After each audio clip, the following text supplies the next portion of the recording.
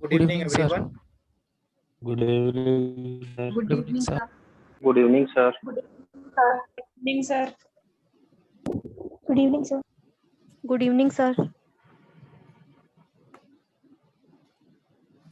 So last class में हमने Fourier transform पे डिस्कशन स्टार्ट किया था, तो उसी को कंटिन्यू करेंगे। तो लास्ट क्लास में हमने फूरियर ट्रांसफॉर्म का मैथमेटिकल डेफिनेशन क्या होता है वो डिस्कस किया था, कुछ एग्जांपल डिस्कस किए थे, एंड फूरियर सीरीज और फूरियर ट्रांसफॉर्म में क्या रिलेशन होता है वो हमने डिस्कस किया था।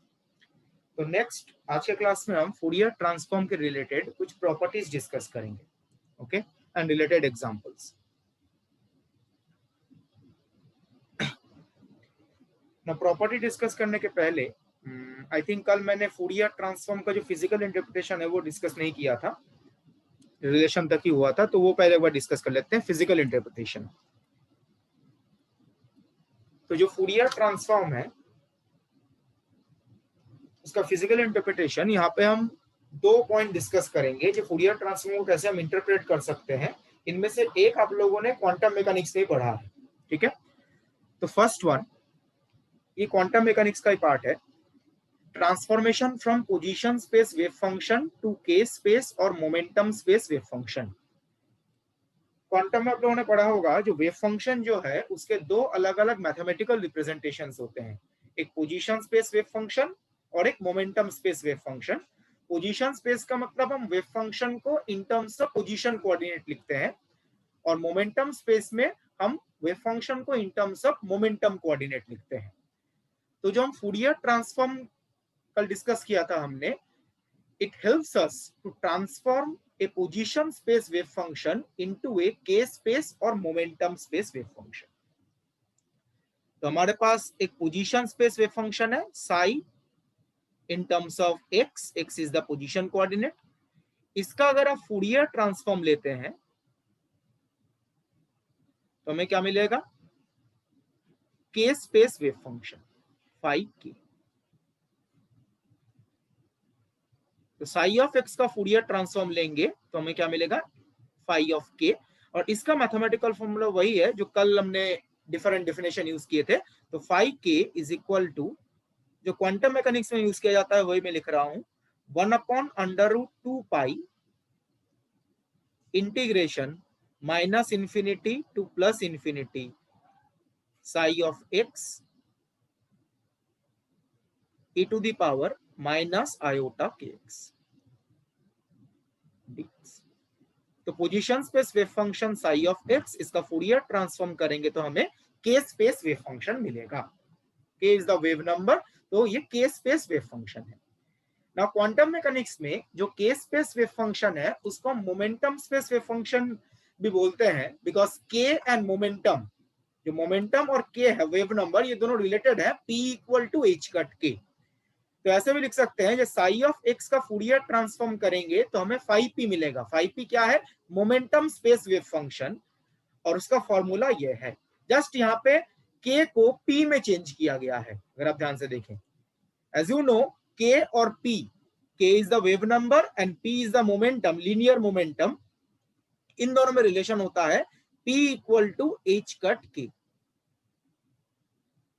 तो जो इंटीग्रल k के टर्म्स में है उसको हम p के टर्म्स में भी चेंज कर सकते हैं। तो 5p is the momentum space wave function. तो साई एक्स का फूरियर ट्रांसफॉर्म 5p आ जाएगा। ना जो मोमेंटम स्पेस वेव फंक्शन है 5p, उसका इनवर्स फूरियर ट्रांसफॉर्म लेंगे तो आपको position space wave function psi of x वापस मिलेगा। और इनवर्स फूरियर ट्रांसफॉर्म का फॉर्मूला ये है। ये दोनों फॉर्मूले सच कुछ नया नहीं है, या क्वांटम मैकेनिक्स में भी पढ़े हैं, ठीक है। तो ये एक फिजिकल इंटरप्रिटेशन है फूरियर ट्रांसफॉर्म का, पोजीशन स्पेस से मोमेंटम स्पेस और मोमेंटम स्पेस से पोजीशन स्पेस में वापस आने के लिए इनवर्स फूरियर ट्रांसफॉर्म, ठीक है ना। आपके माइंड में क्वेश्चन हो सकता है, मे भी आप लोगों ने क्वांटम में भी पढ़ा है, ये जो हम पोजीशन स्पेस से मोमेंटम स्पेस में जा रहे हैं इसका फायदा क्या है। हम तो पोजीशन स्पेस से काम चला सकते थे, पोजीशन स्पेस से काम चला सकते थे, मोमेंटम स्पेस में चेंज करने का क्या जरूरत है, हमें क्या कोई नया इंफॉर्मेशन मिलता है। यस, जब हम पोजीशन स्पेस वेव फंक्शन को मोमेंटम स्पेस वेव फंक्शन में चेंज करते हैं तो हमें कुछ नए इंफॉर्मेशन मिलते हैं। नए इंफॉर्मेशन का मतलब क्या है? पोजीशन स्पेस वेव फंक्शन में जो भी इंफॉर्मेशन होता है वो पोजीशन का टर्म्स में मिलता है। मोमेंटम स्पेस में जो भी इंफॉर्मेशन हमें मिलता है वो मोमेंटम के टर्म्स में है। इसका मतलब क्या हुआ? मैं आगे प्रोसीड कर रहा हूं।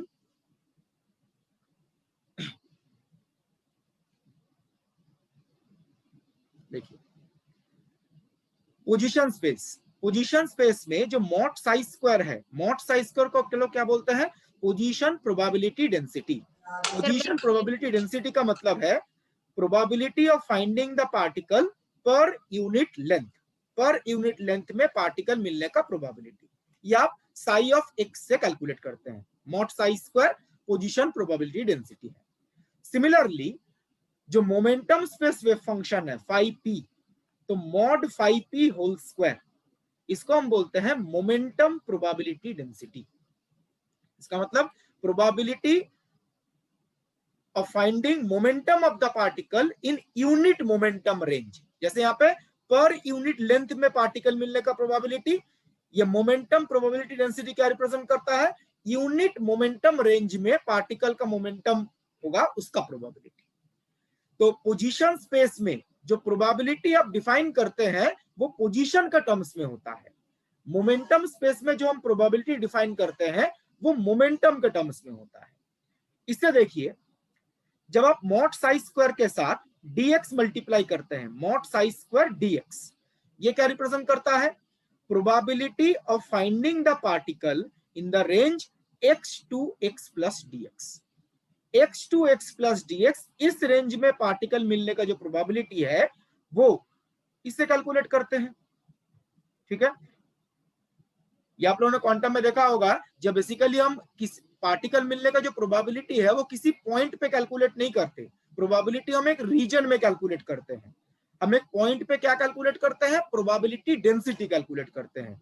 तो ध्यान रखिएगा, ये जो प्रोबेबिलिटी डेंसिटी है, प्रोबेबिलिटी डेंसिटी हम एक पर्टिकुलर पॉइंट पे कैलकुलेट करते हैं, बट जो प्रोबेबिलिटी है वो एक रेंज में कैलकुलेट करते हैं। तो x to x plus dx, इस रेंज में पार्टिकल मिलने का प्रोबेबिलिटी ये होता है।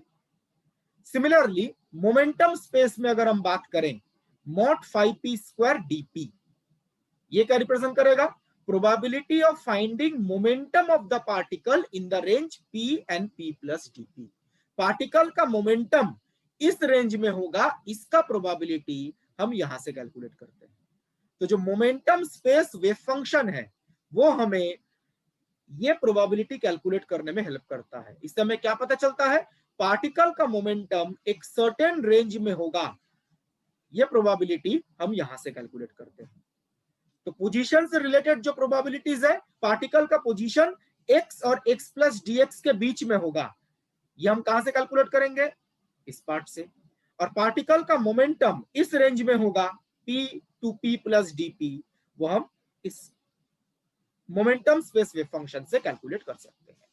तो position related probability position space wave function से कैलकुलेट करते हैं, मोमेंटम से related probability momentum space wave function से कैलकुलेट करते हैं। और मोमेंटम स्पेस वेव फंक्शन कैसे पता चलता है? पोजीशन स्पेस वेव फंक्शन का फूरियर ट्रांसफॉर्म करेंगे तो हमें मोमेंटम स्पेस वेव फंक्शन मिलेगा। इसके बाद देखिए क्या लिखा गया है, जो नॉर्मलाइजेशन कंडीशन है, this is the normalisation condition. ठीक है, सिमिलरली मोमेंटम स्पेस में भी normalisation condition is this. Format देखिए सेम है। अगर हम फिजिकल मीनिंग की बात करें, पहले पोजीशन स्पेस में वेव फंक्शन नॉर्मलाइज्ड होगा अगर वो इस कंडीशन को सेटिस्फाई करता है। इसका फिजिकल मीनिंग क्या है? Probability of finding the particle in the entire space should be equal to 1। Particle मिलने का प्रोबेबिलिटी एंटायर स्पेस में कितना होना चाहिए? 1। टोटल प्रोबेबिलिटी 1 होगा। एंटायर स्पेस की बात क्यों कर रहे हैं? बिकॉज x का लिमिट क्या है? -∞ टू +∞। तो एंटायर स्पेस में पार्टिकल कहीं ना कहीं पे रहेगा, तो एंटायर स्पेस में पार्टिकल मिलने का जो प्रोबेबिलिटी है वो कितना होगा? 1। Total probability 100%। इसी कंडीशन को हम क्या बोलते हैं? Normalisation condition. सिमिलरली अगर हम मोमेंटम स्पेस की बात करें, इसमें क्या होगा? इसमें प्रोबेबिलिटी मोमेंटम के टर्म्स में होगा। पार्टिकल का जो मोमेंटम है वो पॉजिटिव नेगेटिव कोई भी वैल्यू हो सकता है। पी का लिमिट क्या है, इंटरवल देखिए क्या है यहाँ पर, -इंफिनिटी टू +इंफिनिटी। पार्टिकल का मोमेंटम कुछ भी हो वो तो इसी रेंज में होगा ना, -इंफिनिटी टू +इंफिनिटी। ठीक है, तो ये टोटल प्रोबेबिलिटी है, पार्टिकल का मोमेंटम -इंफिनिटी टू +इंफिनिटी इस रेंज के अंदर कुछ ना कुछ होगा। So total probability is equal to 1। तो पोजीशन स्पेस हो या मोमेंटम स्पेस हो, जो नॉर्मलाइजेशन कंडीशन होता है वो टोटल प्रोबेबिलिटी से रिलेटेड है। रिपीटिंग, पोजीशन स्पेस हो या मोमेंटम स्पेस हो, जो नॉर्मलाइजेशन कंडीशन होता है वो टोटल प्रोबेबिलिटी से रिलेटेड है। नॉर्मलाइजेशन कंडीशन में जो ये 1 होता है ये बेसिकली टोटल प्रोबेबिलिटी को रिप्रेजेंट करता है। पोजीशन स्पेस में ये पोजीशन के रिलेटेड प्रोबेबिलिटी है, मोमेंटम स्पेस में ये मोमेंटम के रिलेटेड प्रोबेबिलिटी है। जस्ट ये डिफरेंस, ठीक है, ये टोटल प्रोबेबिलिटी को रिप्रेजेंट करता है। एंड लास्ट पॉइंट देखिए, ये भी आप क्वांटम में पढ़ते हैं, most probable position, most probable momentum, ऐसे क्वेश्चन आते हैं। जब वेव फंक्शन गिवन होता है, मोस्ट प्रोबेबल पोजीशन बताइए, मोस्ट प्रोबेबल मोमेंटम बताइए। अब मोस्ट प्रोबेबल पोजीशन का मतलब क्या है, position eight which position probability density will be maximum. Most probable position का मतलब है जिस पोजीशन पे पोजीशन प्रोबेबिलिटी डेंसिटी का वैल्यू मैक्सिमम होता है। पोजीशन प्रोबेबिलिटी डेंसिटी मतलब मॉड साइज स्क्वायर, इसका वैल्यू मैक्सिमम होता है। उस पॉइंट, उस पोजीशन को क्या बोलते हैं, मोस्ट प्रोबेबल पोजीशन। मतलब उस पॉइंट पे और उस पॉइंट के आसपास, जैसे मैंने बोला प्रोबेबिलिटी आप एक पॉइंट पे कैलकुलेट नहीं करते। एक चीज ध्यान रखिएगा, नॉर्मली हम क्या बोल देते हैं, जैसे हम नॉर्मली जब यूज करते हैं, मोस्ट प्रोबेबल पोजीशन का मतलब क्या है, जिस पोजीशन पे पार्टिकल मिलने का प्रोबेबिलिटी मैक्सिमम है। ये स्टेटमेंट ना थोड़ा सा गड़बड़ है। मोस्ट प्रोबेबल पोजीशन का मतलब हम बोलते हैं पोजीशन जहां पे प्रोबेबिलिटी मैक्सिमम है। ध्यान रखिएगा, प्रोबेबिलिटी हम एक पॉइंट पे कैलकुलेट नहीं करते। ये जो मोस्ट प्रोबेबल पोजीशन है वो तो एक पर्टिकुलर पॉइंट आएगा ना, तो एक पॉइंट पे प्रोबेबिलिटी मैक्सिमम है, ये स्टेटमेंट थोड़ा गलत है। हम क्या बोल सकते हैं, मोस्ट प्रोबेबल पोजीशन का मतलब है जिस पोजीशन पे पोजीशन प्रोबेबिलिटी डेंसिटी का वैल्यू मैक्सिमम होगा और उस पॉइंट के आसपास अगर हम एक स्मॉल रीजन कंसीडर करते हैं, उस रीजन में प्रोबेबिलिटी मैक्सिमम है। कभी भी हम प्रोबेबिलिटी की बात करेंगे तो रीजन की बात करेंगे। तो मोस्ट प्रोबेबल पोजीशन का मतलब है जिस पोजीशन पे प्रोबेबिलिटी डेंसिटी मैक्सिमम है और उस पोजीशन के आसपास अगर हम एक स्मॉल रीजन कंसीडर करते हैं, वेरी स्मॉल रीजन, उस स्मॉल रीजन में पार्टिकल मिलने का प्रोबेबिलिटी मैक्सिमम है, उसको बोलते हैं मोस्ट प्रोबेबल पोजीशन। और कैलकुलेट कैसे करेंगे, ये क्वांटिटी मैक्सिमम होना चाहिए। जैसे हम फंक्शन का मैक्सिमा कैलकुलेट करते हैं, मैक्सिमा मिनिमा, इसका डेरिवेटिव करेंगे, उसको 0 के साथ कंपेयर करेंगे। इससे आपको क्या पता चलेगा, मोस्ट प्रोबेबल पोजीशन पता चल जाएगा। तो देखिए, मोस्ट प्रोबेबल पोजीशन पता करने के लिए हम किस वेव फंक्शन का यूज कर रहे हैं, position space wave function. Most probable position पता करने के लिए हम पोजीशन स्पेस वेव फंक्शन का यूज कर रहे हैं। सिमिलरली अगर आपको मोस्ट प्रोबेबल मोमेंटम पूछा जाए, मोस्ट प्रोबेबल मोमेंटम का मतलब momentum eight which momentum probability density will be maximum. जिस मोमेंटम वैल्यू के लिए momentum probability density maximum, momentum probability density मतलब दिस क्वांटिटी, ये जिस मोमेंटम वैल्यू के लिए मैक्सिमम है वो मोस्ट प्रोबेबल मोमेंटम है। ये भी कैलकुलेट कैसे करेंगे, ये जो क्वांटिटी है इसका डेरिवेटिव 0 के साथ कंपेयर करेंगे। कैसे हम मैक्सिमम मिनिमम कैलकुलेट करते हैं, ये मैक्सिमम होना चाहिए तो इसका फर्स्ट ऑर्डर डेरिवेटिव 0 के साथ कंपेयर करेंगे, तो वहां से आपको मोस्ट प्रोबेबल मोमेंटम पता चल जाएगा। तो मोस्ट प्रोबेबल मोमेंटम पता करने के लिए हम कौन से वेव फंक्शन का यूज कर रहे हैं, मोमेंटम स्पेस वेव फंक्शन का यूज कर रहे हैं। तो आप नोटिस कीजिए, पोजीशन के रिलेटेड जो भी प्रोबेबिलिटीज हैं, ये जो 4 पॉइंट्स यहां पर है, पोजीशन के रिलेटेड जो भी प्रोबेबिलिटीज हैं उनके लिए हम क्या यूज कर रहे हैं, position space wave function. Momentum के रिलेटेड कोई भी प्रोबेबिलिटी का कैलकुलेशन करना है तो हम क्या यूज कर रहे हैं, momentum space wave function.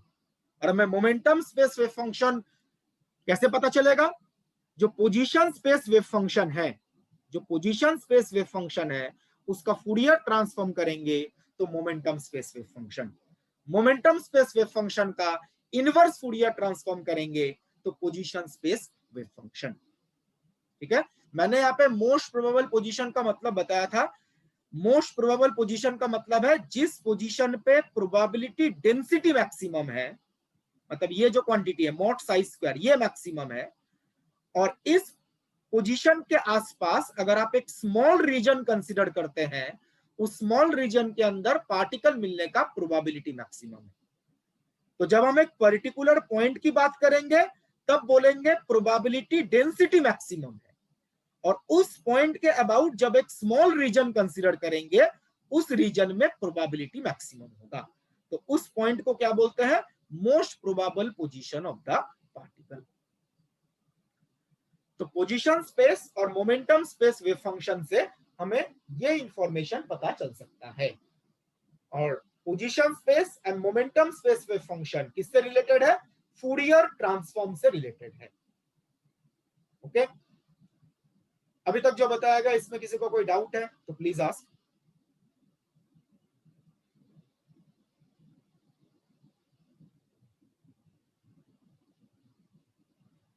Sir ये पोजीशन को मोमेंटम में ही क्यों चेंज करता है? बिकॉज ये बेसिकली डायमेंशन रेसिप्रोकल होता है।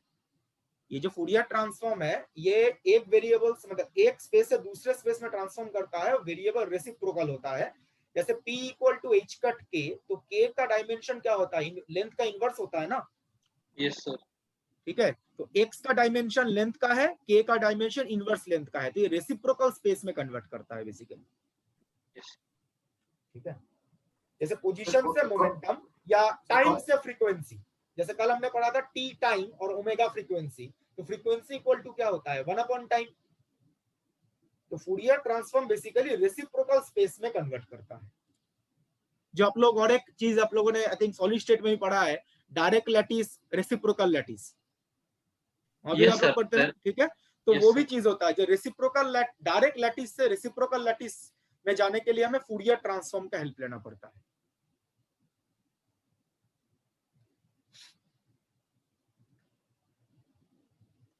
ओके, इसने क्वेश्चन किया है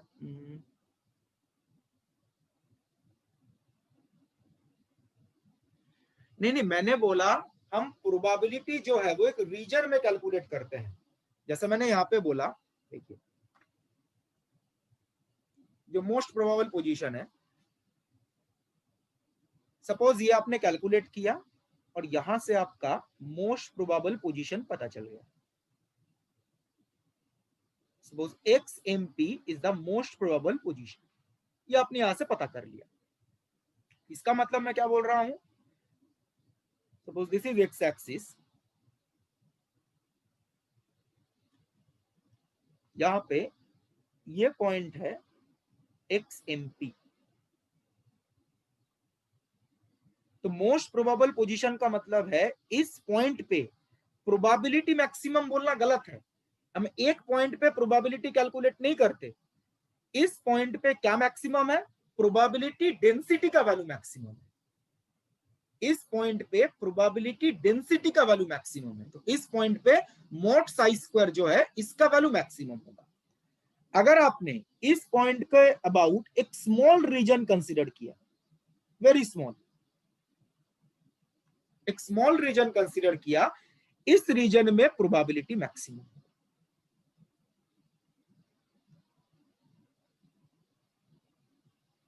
मैक्सिमम प्रोबेबिलिटी। ओके, तो जब हम एक पर्टिकुलर पॉइंट की बात कर रहे हैं मोस्ट प्रोबेबल पोजीशन, इस पॉइंट पे प्रोबेबिलिटी डेंसिटी मैक्सिमम है। At this point maximum probability density, जब हम एक पर्टिकुलर पॉइंट की बात कर रहे हैं। अब प्रोबेबिलिटी मैक्सिमम बोलने का मतलब इस पॉइंट के सराउंडिंग में अगर एक स्मॉल रीजन कंसीडर करें, उस स्मॉल रीजन के अंदर probability maximum. And probability density और प्रोबेबिलिटी तो डायमेंशनली भी अलग है ना। प्रोबेबिलिटी डेंसिटी का मतलब क्या होता है? Probability per unit length. तो मैक्सिमम प्रोबेबिलिटी डेंसिटी का मतलब इस पॉइंट पे probability per unit length maximum है, और मैक्सिमम प्रोबेबिलिटी मतलब इस रीजन के अंदर पार्टिकल मिलने का प्रोबेबिलिटी मैक्सिमम है। तो जब हम पॉइंट की बात करेंगे तो हम प्रोबेबिलिटी डेंसिटी की बात करेंगे। प्रोबेबिलिटी डेंसिटी मतलब प्रोबेबिलिटी पर यूनिट लेंथ। और जब हम प्रोबेबिलिटी की बात कर प्रोबेबिलिटी कैलकुलेट करते हैं तब हम रीजन में कैलकुलेट करते हैं, इस रीजन में पार्टिकल मिलने का प्रोबेबिलिटी बताइए। इसलिए हमने देखा होगा जब क्वेश्चन में पूछा जाता है जो प्रोबेबिलिटी कैलकुलेट कीजिए तो एक रीजन में पूछा जाता है, कभी एक पॉइंट पे प्रोबेबिलिटी पूछा नहीं जाता। जब एक पॉइंट पे पूछा जाता है मतलब वो प्रोबेबिलिटी डेंसिटी की बात कर रहा है।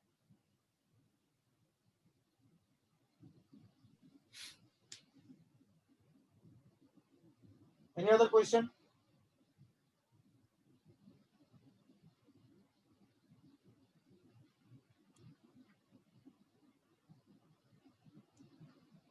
ये नोट डाउन कर लिया है?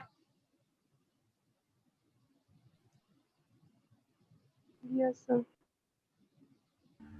कर लिया। तो ये तो एक फिजिकल इंटरप्रिटेशन है फूरियर ट्रांसफॉर्म का। मैं आगे प्रोसीड कर रहा हूं।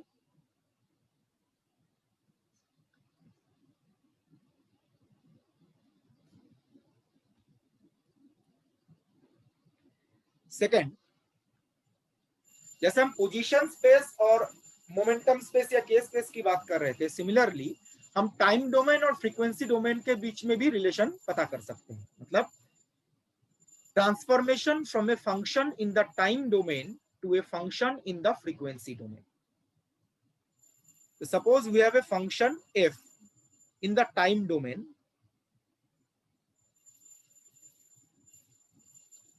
यहां पर भी जब हम इसका फूरियर ट्रांसफॉर्म करेंगे तो इसको हम क्या लिख रहे थे? g of omega. तो एक फंक्शन टाइम डोमेन में है, उसका फूरियर ट्रांसफॉर्म किया तो हमें फंक्शन फ्रीक्वेंसी डोमेन में मिल जाएगा, और g ओमेगा इसका इनवर्स फूरियर ट्रांसफॉर्म करेंगे तो f ऑफ t वापस मिलेगा। इनका मैथमेटिकल फॉर्मूला क्या होता है ये हमने कल ही क्लास में डिस्कस किया था।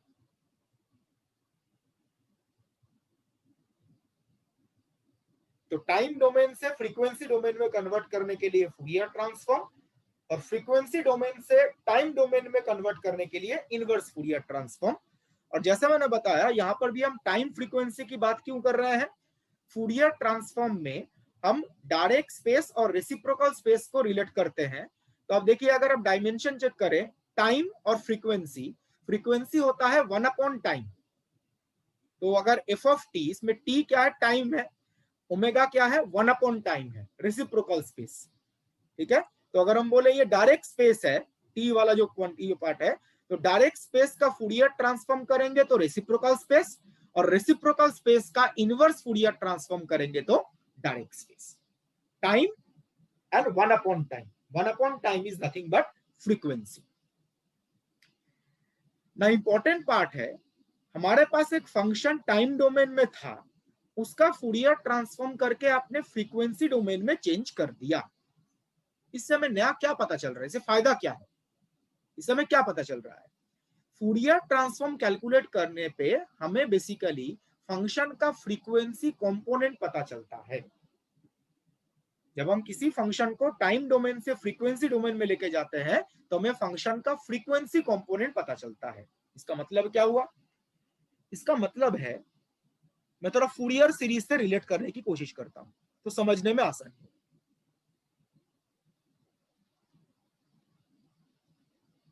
In case of Fourier series,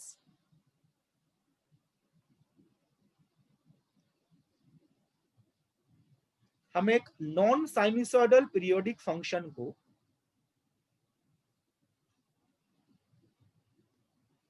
complex exponential में एक्सप्रेस करते हैं, कॉम्प्लेक्स एक्सपोनेंशियल के डिस्क्रीट सम में।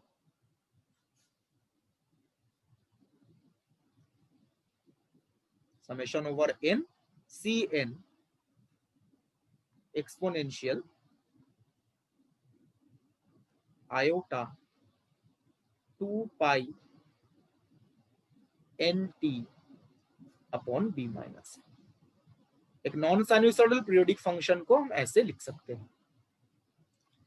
बेसिकली ये जो एक्सपोनेंशियल आयोटा वाला टर्म आया है, इसको अगर आप एक्सपैंड करो ऑयलर्स फॉर्मूले के अकॉर्डिंग, इसके अंदर क्या है, साइन कोसाइन प्रेजेंट है।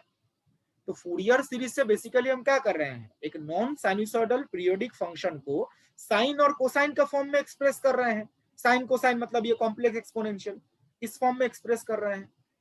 कोई मुझे बता सकता है इस केस में इस फंक्शन के फ्रीक्वेंसी कंपोनेंट्स क्या क्या होते हैं? ये हमने फूरियर सीरीज में डिस्कस किया था, अगर आपको ध्यान है।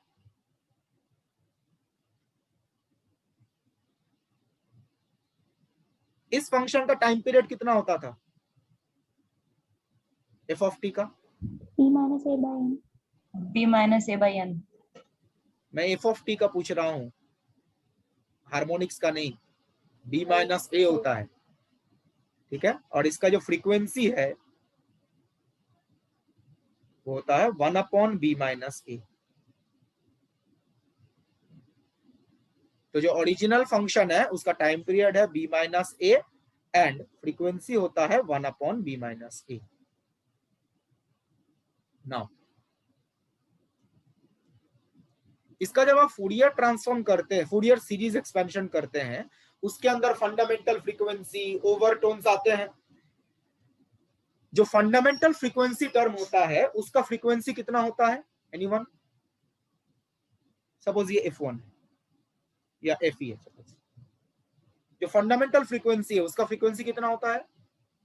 1 by b minus. यही होता है ना। हाँ, जो ओरिजिनल फंक्शन का फ्रीक्वेंसी होता है, फंडामेंटल फ्रीक्वेंसी भी वही होता है, और ओवरटोन का फ्रीक्वेंसी फंडामेंटल फ्रीक्वेंसी का इंटीजर मल्टीपल। इसका मतलब ये जो फूरियर सीरीज एक्सपेंशन है,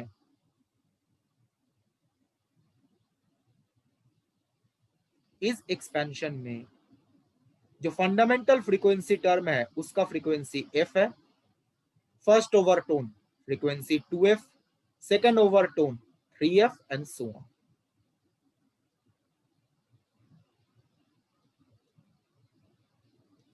इसका मतलब होता है ये जो फूरियर सीरीज एक्सपेंशन है इसके अंदर साइन कोसाइन फंक्शन है बेसिकली। अगर हम ये जो फ्रीक्वेंसीज हैं, इन फ्रीक्वेंसीज के साइन कोसाइन फंक्शन को ऐड करते हैं तो हमें एफ ऑफ टी मिलेगा। रिपीटिंग, इस फूरियर सीरीज एक्सपेंशन के अंदर जो साइन कोसाइन फंक्शंस हैं उनका फ्रीक्वेंसी ये होता है। ये फंडामेंटल फ्रीक्वेंसी है, ये फर्स्ट ओवरटोन का फ्रीक्वेंसी है, ये सेकेंड ओवरटोन का फ्रीक्वेंसी है। तो इन फ्रीक्वेंसीज का साइन एंड कोसाइन फंक्शन अगर आप ऐड करते हैं तो आपको ओरिजिनल फंक्शन वापस मिलेगा। और साइन कोसाइन को ऐड करने पे ओरिजिनल फंक्शन कैसे मिलता है, इसका एक एग्जांपल हमने फूरियर सीरीज वाले पार्ट में डिस्कस किया था। ठीक है, इन साइन कोसाइन को ऐड करके ये ओरिजिनल फंक्शन आता कैसे है। तो इन फ्रीक्वेंसीज के साइन कोसाइन फंक्शन को ऐड करेंगे तो आपको ये ओरिजिनल फंक्शन मिल जाएगा। तो ये जो फ्रीक्वेंसीज हैं इन्हीं को हम क्या बोलते हैं? These are the frequency components of the function f of t. f of t के फूरियर सीरीज एक्सपेंशन में जो डिफरेंट फ्रीक्वेंसीज प्रेजेंट होते हैं उन्हीं को फ्रीक्वेंसी कंपोनेंट बोलते हैं इस फंक्शन का। और फ्रीक्वेंसी कंपोनेंट का फिजिकल मीनिंग क्या है? ये जो फ्रीक्वेंसीज है, इन फ्रीक्वेंसीज के साइन कोसाइन टर्म्स को अगर आप ऐड करेंगे तो आपको ओरिजिनल फंक्शन मिलेगा। ये सेम कॉन्सेप्ट फूरियर ट्रांसफॉर्म में भी वैलिड है, ये सेम कॉन्सेप्ट। ठीक है, सिर्फ डिफरेंस क्या होता है, फूरियर सीरीज में जो हम एफ ऑफ टी की बात कर रहे हैं वो एक नॉन साइनसॉइडल पीरियोडिक फंक्शन है। एफ ऑफ टी एक पीरियोडिक फंक्शन है। फूरियर ट्रांसफॉर्म में एफ ऑफ टी क्या होता है, पीरियोडिक या नॉन पीरियोडिक? नॉन पीरियोडिक होता है इन जनरल। तो देखिए, जब हम एक फंक्शन को टाइम डोमेन से फ्रीक्वेंसी डोमेन में चेंज करते हैं तो हमें क्या नया पता चलता है? क्या लिखा गया देखिए, the frequencies eight which mod of g omega is non-zero are known as the frequency components of the function. This is important thing. आपके पास f of t है, टाइम डोमेन में फंक्शन है, आपने फूरियर ट्रांसफॉर्म किया, g of omega मिला। ये जो g of omega है ये रियल फंक्शन भी हो सकता है, कॉम्प्लेक्स फंक्शन भी हो सकता है, कोई जरूरी थोड़ी नहीं ऑलवेज रियल फंक्शन ही हो, रियल भी हो सकता है, कॉम्प्लेक्स भी हो सकता है। तो इसका मॉड हम चेक करेंगे, इसका जो मॉडुलस है, modulus of g of omega, ये जिस फ्रीक्वेंसी पे नॉन जीरो होगा वही f ऑफ t के फ्रीक्वेंसी कंपोनेंट्स हैं। ये g ऑफ ओमेगा है फ्रीक्वेंसी डोमेन फंक्शन, इसका मॉडुलस जिस जिस फ्रीक्वेंसी पे नॉन जीरो होगा वही f ऑफ t के फ्रीक्वेंसी कंपोनेंट्स हैं। फ्रीक्वेंसी कंपोनेंट का मतलब क्या है? फ्रीक्वेंसी कंपोनेंट का मतलब है ये जो फ्रीक्वेंसी कंपोनेंट्स है, इन फ्रीक्वेंसीज के साइन कोसाइन फंक्शन को अगर आप ऐड करते हैं तो आपको f ऑफ t मिलेगा।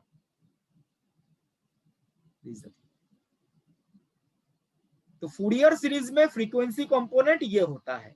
फ्रीक्वेंसी कंपोनेंट का मतलब इन फ्रीक्वेंसीज के साइन कोसाइन फंक्शन को ऐड करेंगे तो आपको original function f of t वापस मिलेगा।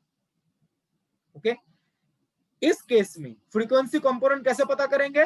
जो g ओमेगा कैलकुलेट किया उसका मॉडुलस किन फ्रीक्वेंसीज के लिए नॉन जीरो है, जिस फ्रीक्वेंसी के लिए ये मॉडुलस नॉन जीरो होगा those are the frequency components of the function f of t। और फ्रीक्वेंसी कंपोनेंट का मतलब इन फ्रीक्वेंसीज के साइन कोसाइन फंक्शन को जब आप ऐड करेंगे तो आपको f ऑफ t वापस मिलेगा। ध्यान रखिएगा जो फूरियर ट्रांसफॉर्म है ना, उसमें भी हम फंक्शन को साइन कोसाइन में ही एक्सप्रेस करते हैं। ये जो f ऑफ t है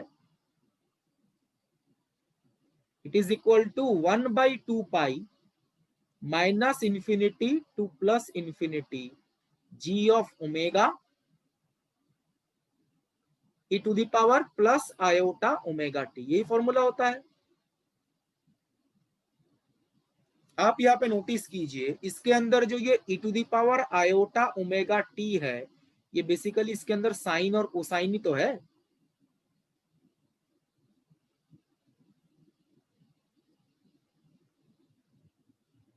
तो फूरियर सीरीज में हम क्या कर रहे थे? फूरियर सीरीज में भी हम फंक्शन को साइन कोसाइन के फॉर्म में एक्सप्रेस कर रहे हैं, फूरियर ट्रांसफॉर्म में भी हम फंक्शन को साइन कोसाइन के फॉर्म में एक्सप्रेस कर रहे हैं। डिफरेंस सिर्फ ये है, फूरियर सीरीज में f of t periodic function होना जरूरी है, फूरियर ट्रांसफॉर्म में f of t periodic function होना जरूरी नहीं है, ये इन जनरल नॉन पीरियोडिक ही होता है। एंड यहां पर भी हम फ्रीक्वेंसी कंपोनेंट की बात कर रहे हैं, यहां पर भी हम फ्रीक्वेंसी कंपोनेंट की बात करेंगे। डिफरेंस सिर्फ ये होगा, ये जो समेशन है ये डिस्क्रीट सम है या कॉन्टिन्यूअस सम है? डिस्क्रीट सम है। मतलब फूरियर सीरीज के केस में जो फ्रीक्वेंसी कंपोनेंट्स आएंगे वो डिस्क्रीट फ्रीक्वेंसीज होंगे या कॉन्टिन्यूअस वैल्यूज होंगे? Discrete frequencies f2 f3 f कुछ पर्टिकुलर वैल्यूज ही है ना। तो फूरियर सीरीज में जो फ्रीक्वेंसी कंपोनेंट्स हैं वो डिस्क्रीट फ्रीक्वेंसीज हैं, वेयरएज फूरियर ट्रांसफॉर्म में जो फ्रीक्वेंसी कंपोनेंट्स आएंगे वो डिस्क्रीट फ्रीक्वेंसीज होंगे या कॉन्टिन्यूअस कोई भी वैल्यू हो सकता है? कॉन्टिन्यूअस वैल्यूज हो सकते हैं। ये जस्ट डिफरेंस है। यहाँ पे फ्रीक्वेंसी कंपोनेंट डिस्क्रीट होते हैं, यहाँ पे फ्रीक्वेंसी कंपोनेंट कॉन्टिन्यूअस वैल्यू कोई भी वैल्यू हो सकता है। दोनों में ही हम फंक्शन को साइन कोसाइन के फॉर्म में एक्सप्रेस करते हैं। और फ्रीक्वेंसी कंपोनेंट का मतलब क्या है? इन फ्रीक्वेंसीज के साइन कोसाइन फंक्शन को अगर आप ऐड करते हैं तो आपको ओरिजिनल फंक्शन मिलेगा। यहां पर भी देखिए, यहां पे इंटीग्रेशन किसके रेस्पेक्ट में है? ओमेगा के रेस्पेक्ट में। ठीक है, तो डिफरेंट फ्रीक्वेंसीज के ओमेगा के रेस्पेक्ट में इंटीग्रेशन होने का मतलब क्या है? आप डिफरेंट फ्रीक्वेंसी की बात कर रहे हैं, डिफरेंट फ्रीक्वेंसी के साइन कोसाइन फंक्शन को जब आप ऐड करेंगे तो आपको f ऑफ t मिलेगा। यहां पे ऐड करने का मतलब क्या है? इंटीग्रेशन। इंटीग्रेशन तो एडिशन को ही रिप्रेजेंट करता है। तो इंटीग्रेशन ओमेगा के रेस्पेक्ट में है, मतलब डिफरेंट फ्रीक्वेंसीज, डिफरेंट फ्रीक्वेंसीज के साइन कोसाइन को अगर आप ऐड करते हैं तो आपको यह ओरिजिनल फंक्शन मिलेगा। तो जो हम टाइम डोमेन से फ्रीक्वेंसी डोमेन में चेंज करते हैं तो हमें फंक्शन के फ्रीक्वेंसी कंपोनेंट के बारे में आइडिया मिलता है। And this part is same जो हमने फूरियर सीरीज में भी डिस्कस किया था। फूरियर सीरीज में सिर्फ हम पीरियोडिक की बात कर रहे थे, फूरियर ट्रांसफॉर्म में पीरियोडिक नॉन पीरियोडिक कुछ भी हो सकता है। हाँ बताइए सर, अगर जिससे हम जिसको भी फंक्शन को हम चेंज कर रहे हैं, अगर उसमें सर ब्रेकिंग आ जाए बीच में, तो वो दोनों को अलग अलग ट्रीट करेगा या मतलब साथ में कर देगा कन्वर्ट? ब्रेक मतलब डिसकंटिन्यूअस हो जाता है। हाँ सर, अगर जैसे फंक्शन डिसकंटिन्यूअस हो जाए तो वो पार्ट वाइज उसे ट्रीट करेगा फूरियर ट्रांसफॉर्म, या फिर इसको साथ में भी कर सकते? नहीं, पूरा एंटायर फंक्शन की हम बात करेंगे। फूरियर सीरीज में भी तो डिसकंटिन्यूटी आता है, कोई दिक्कत तो नहीं है ना। जहां पे डिसकंटिन्यू आता है वहां पे कन्वर्जेंस बट सर उसमें पीरियोडिसिटी होती। यस सर, वहां पे कन्वर्जेंस थ्योरम आ जाएगा। उसमें सर कन्वर्जेंस थ्योरम की यूज करके एवरेज, बिल्कुल एवरेज ले लेंगे। यस, तो ये भी सर एवरेज ही निकालेगा, मतलब जहाँ पे मतलब अगर कहीं पे डिसकंटिन्यूटी है तो ये भी डिस्कंटिन्यूटी। बिल्कुल ये भी एवरेज ही निकालेगा। यस, ध्यान रखिएगा फूरियर सीरीज और फूरियर ट्रांसफॉर्म ना कॉन्सेप्चुअली सेम ही है। एक में पीरियोडिक होता है, एक में पीरियोडिक नहीं है, नॉन पीरियोडिक होता है, ये डिफरेंस है। जी sir. Any other question in this?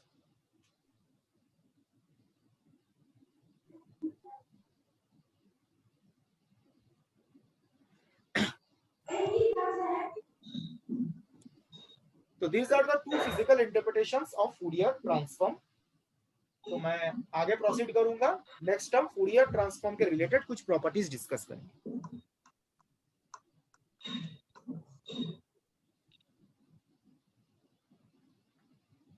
तो मैं आगे प्रोसीड कर रहा हूं।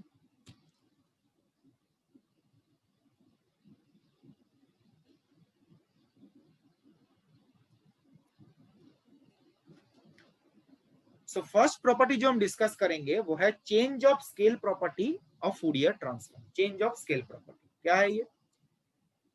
देखो, if Fourier transform of f of t is g of omega, तो एफ ऑफ टी इस फंक्शन का फूरियर ट्रांसफॉर्म है g of omega, then Fourier transform of f of a t, a is a constant quantity, here a is a constant quantity,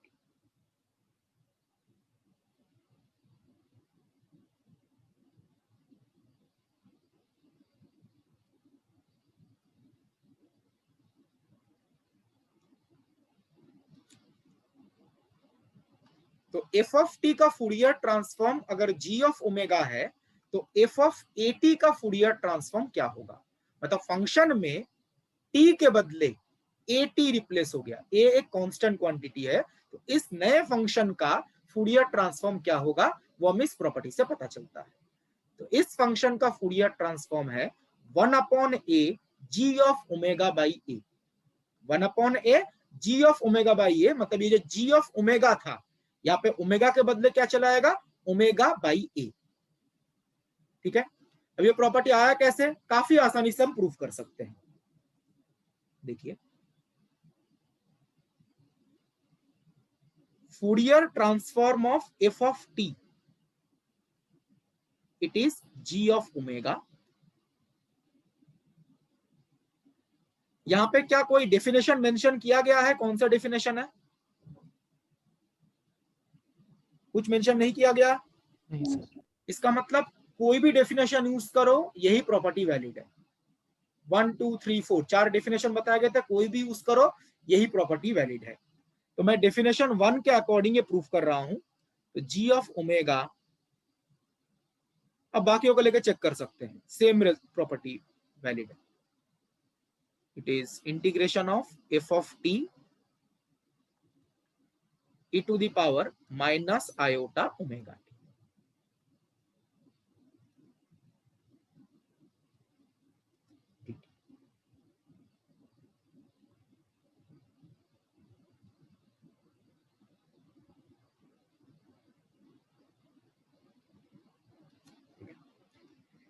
now हमें किसका Fourier transform calculate करना है?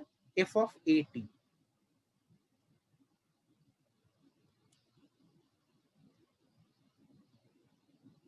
तो किसी भी फंक्शन का फूरियर ट्रांसफॉर्म कैलकुलेट करना हो, अब ये सेम डेफिनेशन यूज करेंगे जो ऊपर लिखा गया है। तो minus infinity to plus infinity, f of t के बदले क्या होगा, f of a t. F of a t भी तो एक फंक्शन ही है, तो एफ ऑफ ए टी का Fourier transform into e to the power minus iota omega t D.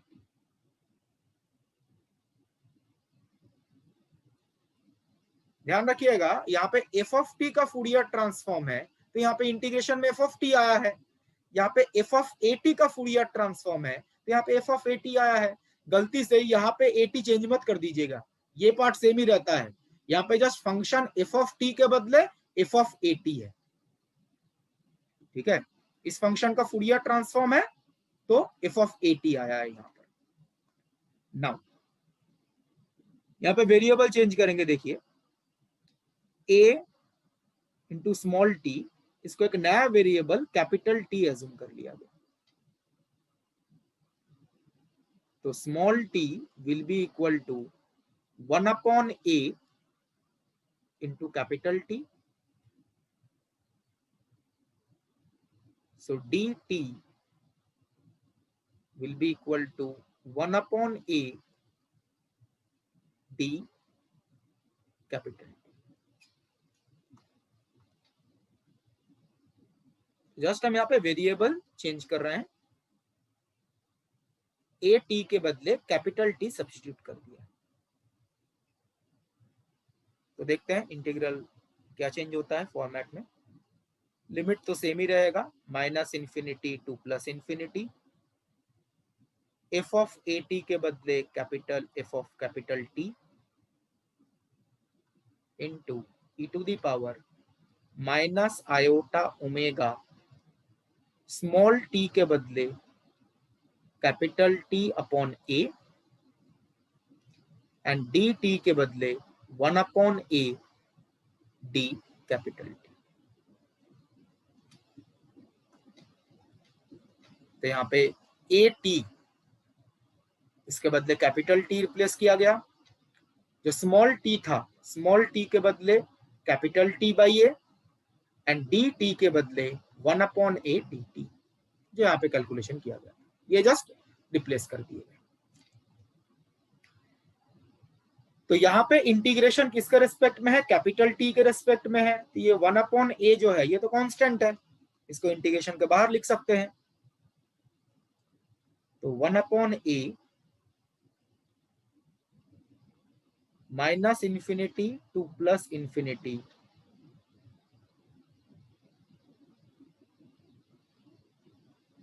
F of capital T e to the power minus iota, exponential वाले term को आप ऐसे लिख सकते हैं।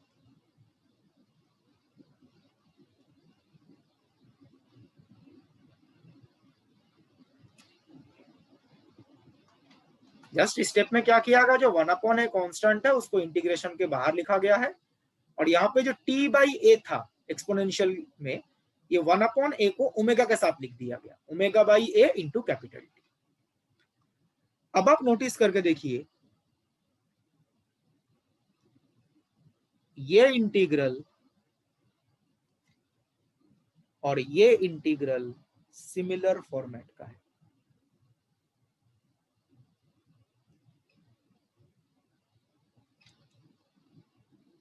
ये दोनों इंटीग्रल सिमिलर फॉर्मेट के हैं। जो इंटीग्रेंड है नोटिस कीजिए, फॉर्मेट आपको सेम दिखेगा, ठीक है। ये इंटीग्रेंड और ये इंटीग्रेंड सिमिलर फॉर्मेट के हैं। डिफरेंस सिर्फ ये है, यहाँ पे जो ओमेगा है, यहाँ पे ओमेगा टी था, यहाँ पे ओमेगा के बदले ओमेगा बाई ए है। यहाँ पे जो ओमेगा है, यहाँ पे ओमेगा के बदले ओमेगा बाई ए है। फॉर्मेट, इंटीग्रेंड का फॉर्मेट सेम है। तो इस इंटीग्रल को अगर हम जी ओमेगा बोल रहे हैं, इस इंटीग्रल को हम क्या बोल सकते हैं, g omega by a. G omega by a. यहाँ पे जो ओमेगा था उसके बदले ओमेगा बाई ए। तो देखिए ऊपर जो प्रॉपर्टी लिखा गया है वो आ गया 1/a g of omega by ए।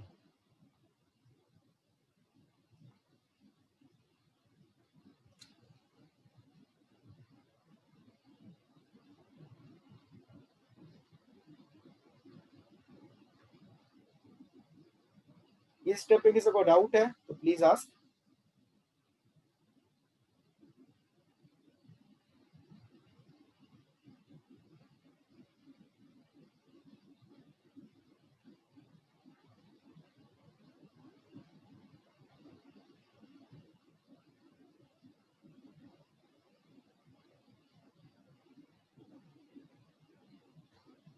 तो मैं आगे प्रोसीड करूंगा, इस प्रॉपर्टी के रिलेटेड एक क्वेश्चन डिस्कस करते हैं।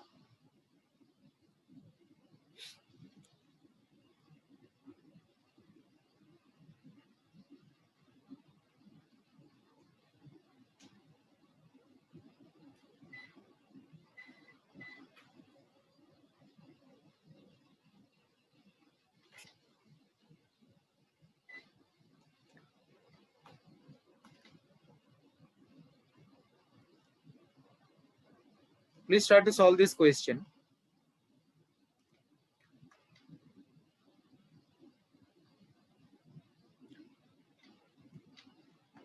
क्वेश्चन में बोला गया है Fourier transform of e to the power minus x square is this. e to the power minus x square का फूरियर ट्रांसफॉर्म गिवन है।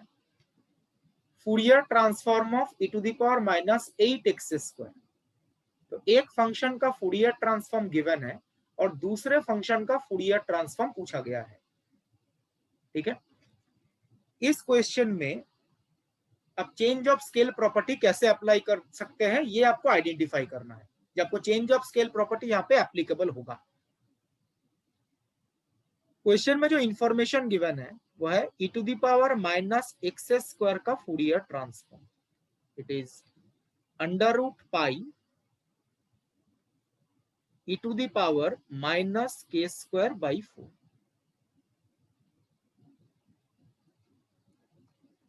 अब देखिए जो e to the power minus x square है, suppose this is f x and इसका जो Fourier transform है suppose it is g of k।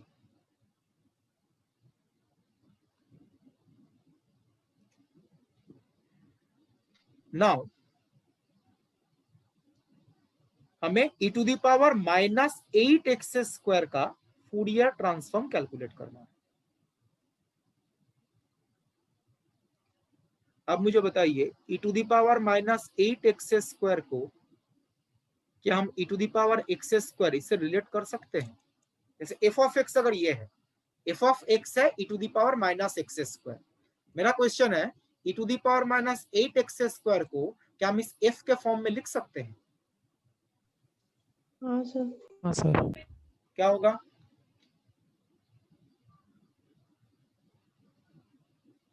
जो 8x minus x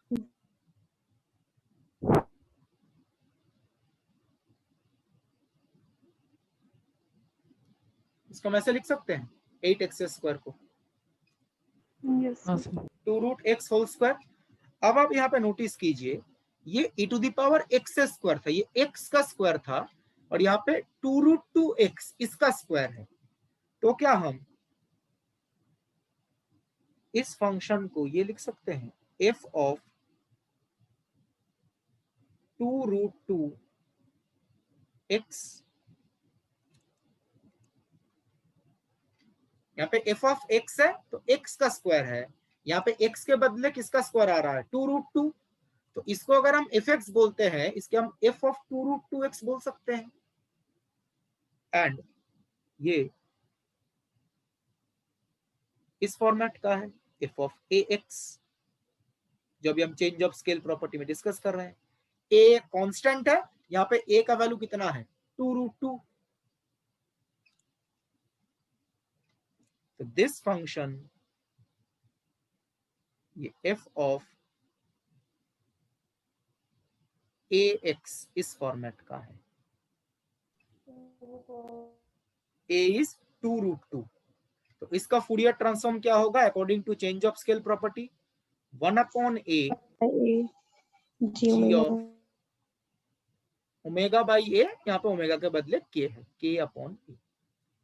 important part ये आइडेंटिफाई करना, ये जो फंक्शन है जिसका फूरियर ट्रांसफॉर्म कैलकुलेट करना है वो इस फॉर्मेट का है। उसके बाद change of scale property.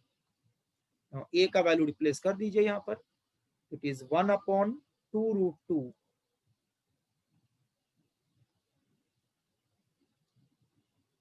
e to the power k के बदले क्या होगा k/a,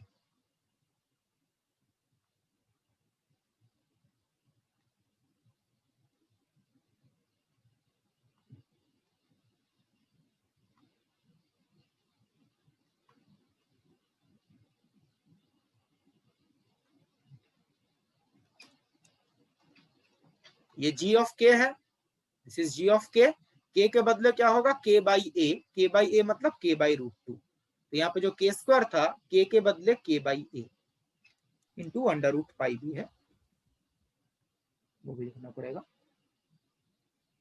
तो this is the final answer, √π/2√2 e to the power -k²/32।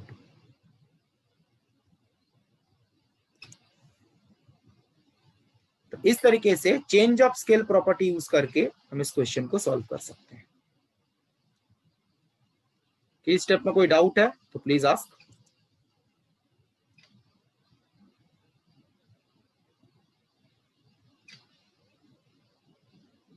Exam question में लिखा नहीं होगा change of scale property use करना है, ये आपको फंक्शन देके आइडिया लगाना पड़ेगा जो ये फंक्शन इस फॉर्मेट का है, इसमें हम change of scale property use कर सकते हैं। क्वेश्चन में कुछ नहीं लिखा होगा, वही तो चेक कर लेंगे जब आपको प्रॉपर्टी पता है कि नहीं पता है और आप इसमें अप्लाई कर पा रहे हैं कि नहीं कर पा रहे हैं। एग्जाम में चेक तो वही किया जाएगा, सारा कुछ क्वेश्चन में मेंशन नहीं किया होगा।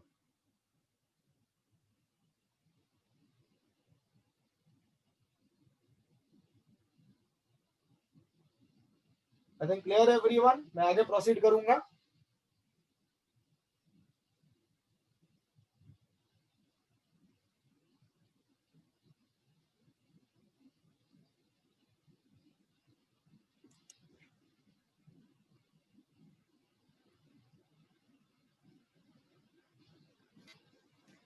Next, shifting property of Fourier transform. हम दो शिफ्टिंग प्रॉपर्टी पढ़ेंगे, एक टाइम डोमेन में, एक फ्रीक्वेंसी डोमेन में। तो this is the shifting property in time domain, ठीक है। शिफ्टिंग प्रॉपर्टी देखिए क्या है, बेसिकली जो टाइम कोऑर्डिनेट है उसमें शिफ्टिंग होगा, ठीक है। Fourier transform of f of t is g of omega. F of t का फूरियर ट्रांसफॉर्म क्या है, g of omega. Then f of t plus और minus t not, where t not is a constant. तो देखिए function में t के बदले क्या रिप्लेस किया गया, क्या चेंज हुआ है, t प्लस टी नॉट या t माइनस टी नॉट। यहाँ पे बोला है शिफ्टिंग प्रॉपर्टी किस डोमेन में, टाइम डोमेन में। तो आप देखिए जो टाइम कोऑर्डिनेट है उसमें शिफ्टिंग हो रहा है। यहाँ पे t था, t के बदले t प्लस टी नॉट या t minus t not. T not is a constant quantity.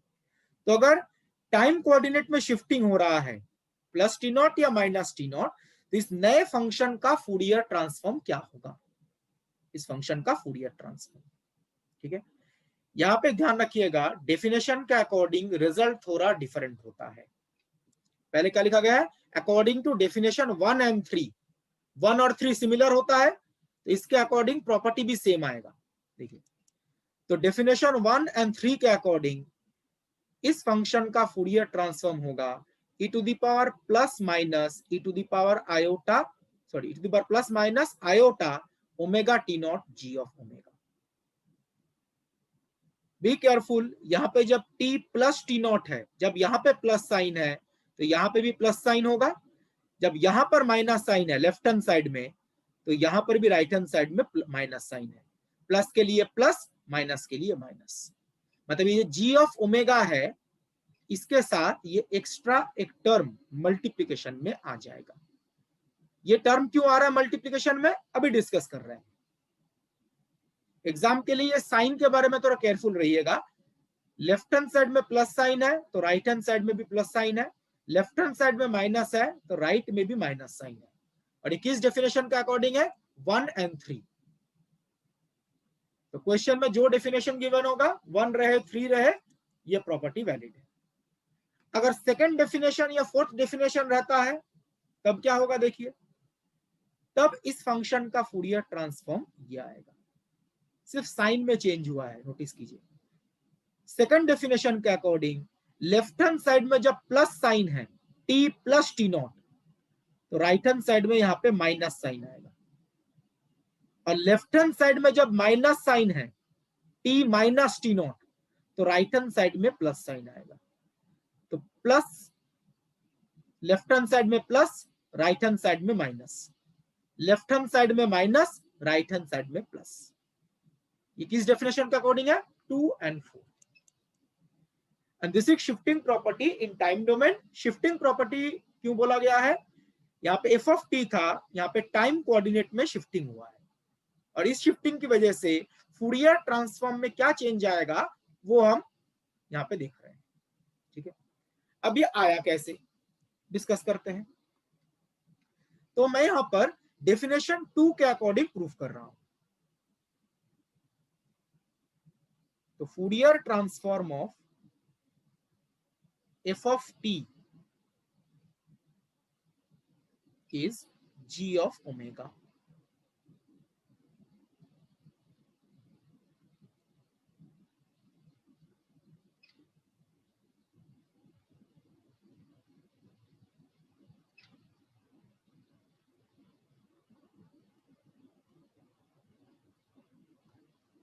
Second definition में e to the power plus iota होता है, e to the power minus iota? Second में plus. Plus, बिल्कुल सही। Second definition में plus iota omega t. यहाँ पे हम डेफिनेशन 2 के अकॉर्डिंग प्रूफ कर रहे हैं, ऐसा आप बाकी डेफिनेशन के अकॉर्डिंग भी प्रूफ कर सकते हैं।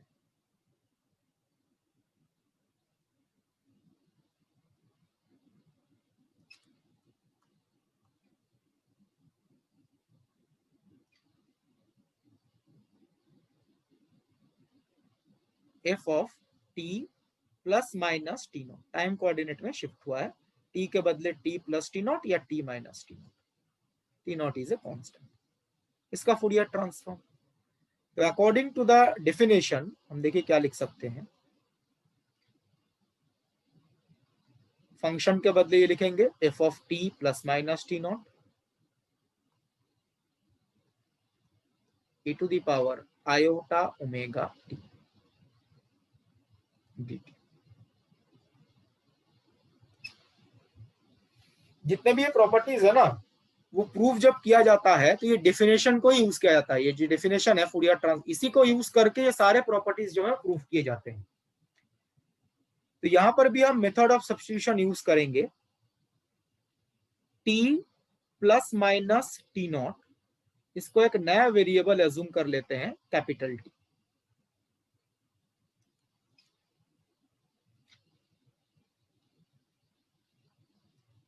तो यहां पे आप लिख सकते हो, देखिए small t equal to capital T minus plus t naught. Side change होगा तो साइन चेंज हो जाएगा, and that means d t equal to d of capital T. T naught तो कांस्टेंट है, ये लिख सकते हैं। तो t plus minus t naught के बदले कैपिटल टी रिप्लेस कर दिया। कुछ देर पहले जो change of scale property discuss किया था, उसमें भी सेम मेथड यूज किया था हमने, मेथड ऑफ सब्स्टिट्यूशन। तो इंटीग्रल में क्या चेंज आएगा, देखिए minus infinity to plus infinity f of capital T e to the power iota omega, small t के बदले लिख सकते हैं capital T minus plus t naught, और डी टी के बदले डी कैपिटल टी। अब आप यहाँ पे नोटिस कीजिए, इंटीग्रेशन तो कैपिटल टी के रेस्पेक्ट में है, तो ये जो e to the power iota omega t naught वाला पार्ट है, look at the pointer, e to the power iota omega t naught, ये पार्ट तो कांस्टेंट है बिकॉज इंटीग्रेशन कैपिटल टी के रेस्पेक्ट में है। तो e to the power iota t naught, iota omega t naught, इस part को हम इंटीग्रेशन के बाहर ही लिख सकते हैं। तो e to the power minus plus iota omega t naught, बाकी इंटीग्रेशन को एज इट इज लिख दिया, minus infinity to plus infinity f of t, sorry f of capital T,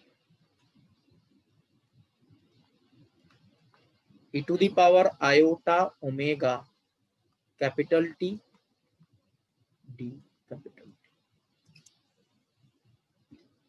ये कांस्टेंट वाला पार्ट था, उसको हमने इंटीग्रेशन के बाहर लिख दिया। ना चेक कीजिए, देखिए ये जो इंटीग्रल है और ये इंटीग्रल सेम सिमिलर फॉर्मेट का है, एक में स्मॉल टी है एक में कैपिटल टी है, दोनों सिमिलर फॉर्मेट के ही हैं, दिस एंड दिस।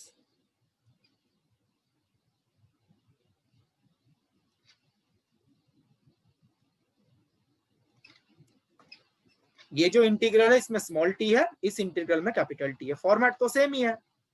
तो इसको अगर हम g ऑफ ओमेगा बोलते हैं, इसको भी g ऑफ ओमेगा बोल सकते हैं, बिकॉज यहाँ पर भी ओमेगा है, यहाँ पर भी ओमेगा ही है। तो देखिए जो ऊपर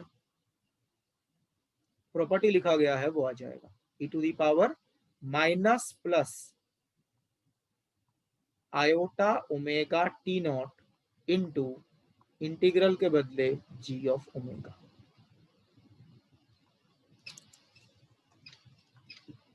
तो f of t plus minus t naught, f of t plus minus t naught, ये जो फंक्शन है इस फंक्शन का फूरियर ट्रांसफॉर्म ये आ जाएगा, और ये हमने सेकंड डेफिनेशन के अकॉर्डिंग प्रूफ किया है। जैसे ऊपर लिखा गया था सेकंड डेफिनेशन है, उसके अकॉर्डिंग क्या है, जैसे देखिए लेफ्ट हैंड साइड यहाँ पे क्या है प्लस साइन, तब राइट हैंड साइड में क्या आएगा माइनस साइन, और लेफ्ट हैंड साइड में जब माइनस साइन है तो राइट हैंड साइड में क्या आएगा प्लस साइन। इस तरीके से आप ये शिफ्टिंग प्रॉपर्टी जो है ये प्रूफ कर सकते हैं। इस स्टेप में डाउट है तो please ask.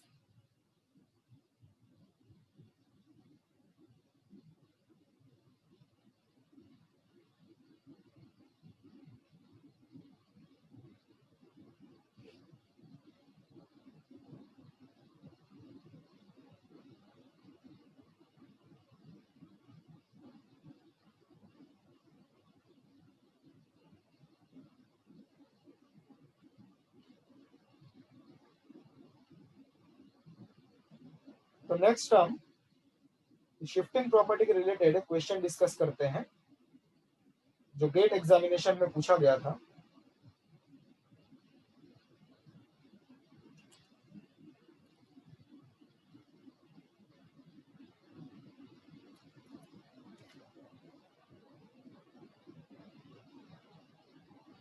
Please try this question.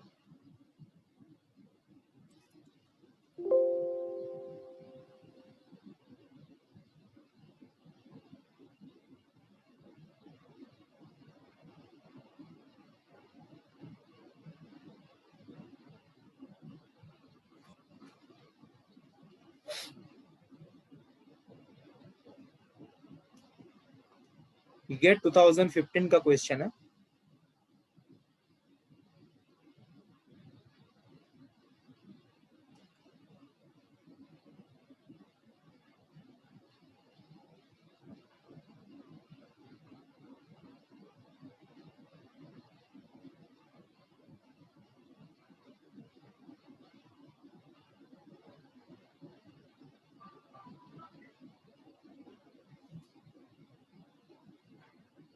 Question में एक फंक्शन का फूरियर ट्रांसफॉर्म गिवन है, एक हेवी साइड फंक्शन गिवन है, तो उस फंक्शन का फूरियर ट्रांसफॉर्म गिवन है, ये कैलकुलेट नहीं करना है। तो h ऑफ t इस फंक्शन का फूरियर ट्रांसफॉर्म गिवन है -2 आयोटा अपॉन ओमेगा। कौन सा डेफिनेशन यूज किया गया है ये क्वेश्चन में मेंशन नहीं किया गया, ठीक है, कौन सा डेफिनेशन यूज किया गया मेंशन नहीं किया गया, बट डोंट वरी, अब फर्स्ट डेफिनेशन सेकंड डेफिनेशन इनमें से कोई भी एक यूज करो, आपको पता चल जाएगा कौन सा ऑप्शन करेक्ट है। ठीक है, इसीलिए क्वेश्चन में एग्जैक्टली मेंशन भी नहीं किया गया कौन सा डेफिनेशन है। ओके, तो h ऑफ t का फूरियर ट्रांसफॉर्म ये है। तो suppose this is g of omega, ये गिवन है क्वेश्चन में। और क्या पूछा गया है, इस फंक्शन का फूरियर ट्रांसफॉर्म बताइए।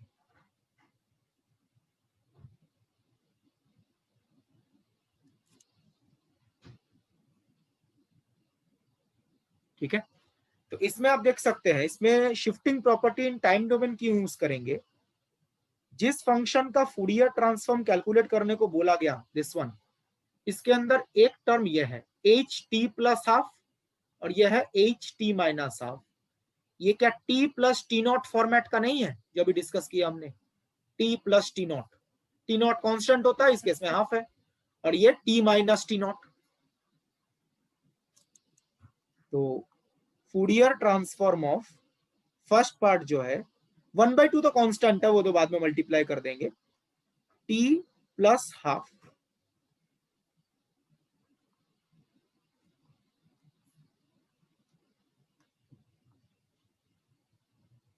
This is h of t plus t naught, इस फॉर्मेट का है। Similarly Fourier transform of h of t minus half, फिर दोनों का सब जैसे दोनों का डिफरेंस है तो वो लिख देंगे, जैसे अलग अलग कैलकुलेट कर लेते हैं। तो ये है h of t minus t naught. तो अभी जो हमने shifting property in time domain discuss किया वो यूज कर सकते हैं। जैसे मैंने बोला, फर्स्ट डेफिनेशन सेकंड डेफिनेशन कुछ भी यूज कर सकते हैं, आंसर में सिर्फ प्लस माइनस साइन का फर्क आएगा, बट आपको पता चल जाएगा कौन सा ऑप्शन करेक्ट है। जैसे अगर हम फर्स्ट डेफिनेशन यूज करें तो बता सकता है फर्स्ट डेफिनेशन के अकॉर्डिंग यहाँ पे प्लस है तो राइट हैंड साइड में प्लस आएगा माइनस आएगा, फर्स्ट डेफिनेशन माइनस आएगा। प्लस आएगा सर। प्लस आएगा फर्स्ट डेफिनेशन, और माइनस का कॉरिस्पॉन्डिंग माइनस आएगा, माइनस के माइनस। तो ये आएगा e to the power iota omega t naught into g of omega, ये प्रॉपर्टी था। और इसमें होगा e to the power minus iota omega t naught. यहाँ पर मैं डेफिनेशन 1 के अकॉर्डिंग लिख रहा हूं, आप लोग डेफिनेशन 2 के अकॉर्डिंग भी कैलकुलेशन कर सकते हैं, रिजल्ट में जस्ट एक माइनस साइन का डिफरेंस आएगा। तो यहाँ पे टी नॉट कितना है 1/2, तो e to the power iota omega by 2 और जी ओमेगा है -2 iota by omega. Option a correct है, यस सर। इसमें भी e to the power minus iota omega by 2, g omega question में गिवन है -2 आयोटा अपॉन ओमेगा।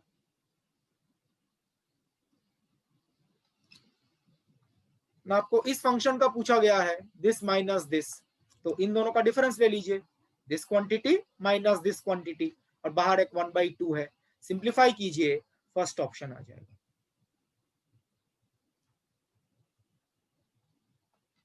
हमने इन दोनों का अलग अलग कैलकुलेट कर लिया, इसका फूरियर ट्रांसफॉर्म अलग, इसका फूरियर ट्रांसफॉर्म अलग, फिर एक साथ लिख दीजिए, बीच में माइनस साइन है और साथ में 1/2 है, ये फर्स्ट ऑप्शन आ जाएगा, sine omega by 2 upon omega by 2, option A.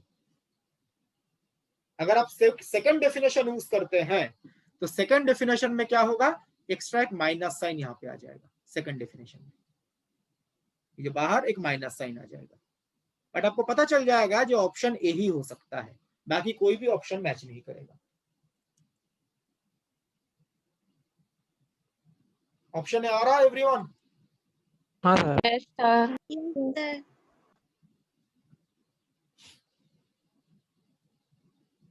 तो मैं आगे प्रोसीड करूंगा।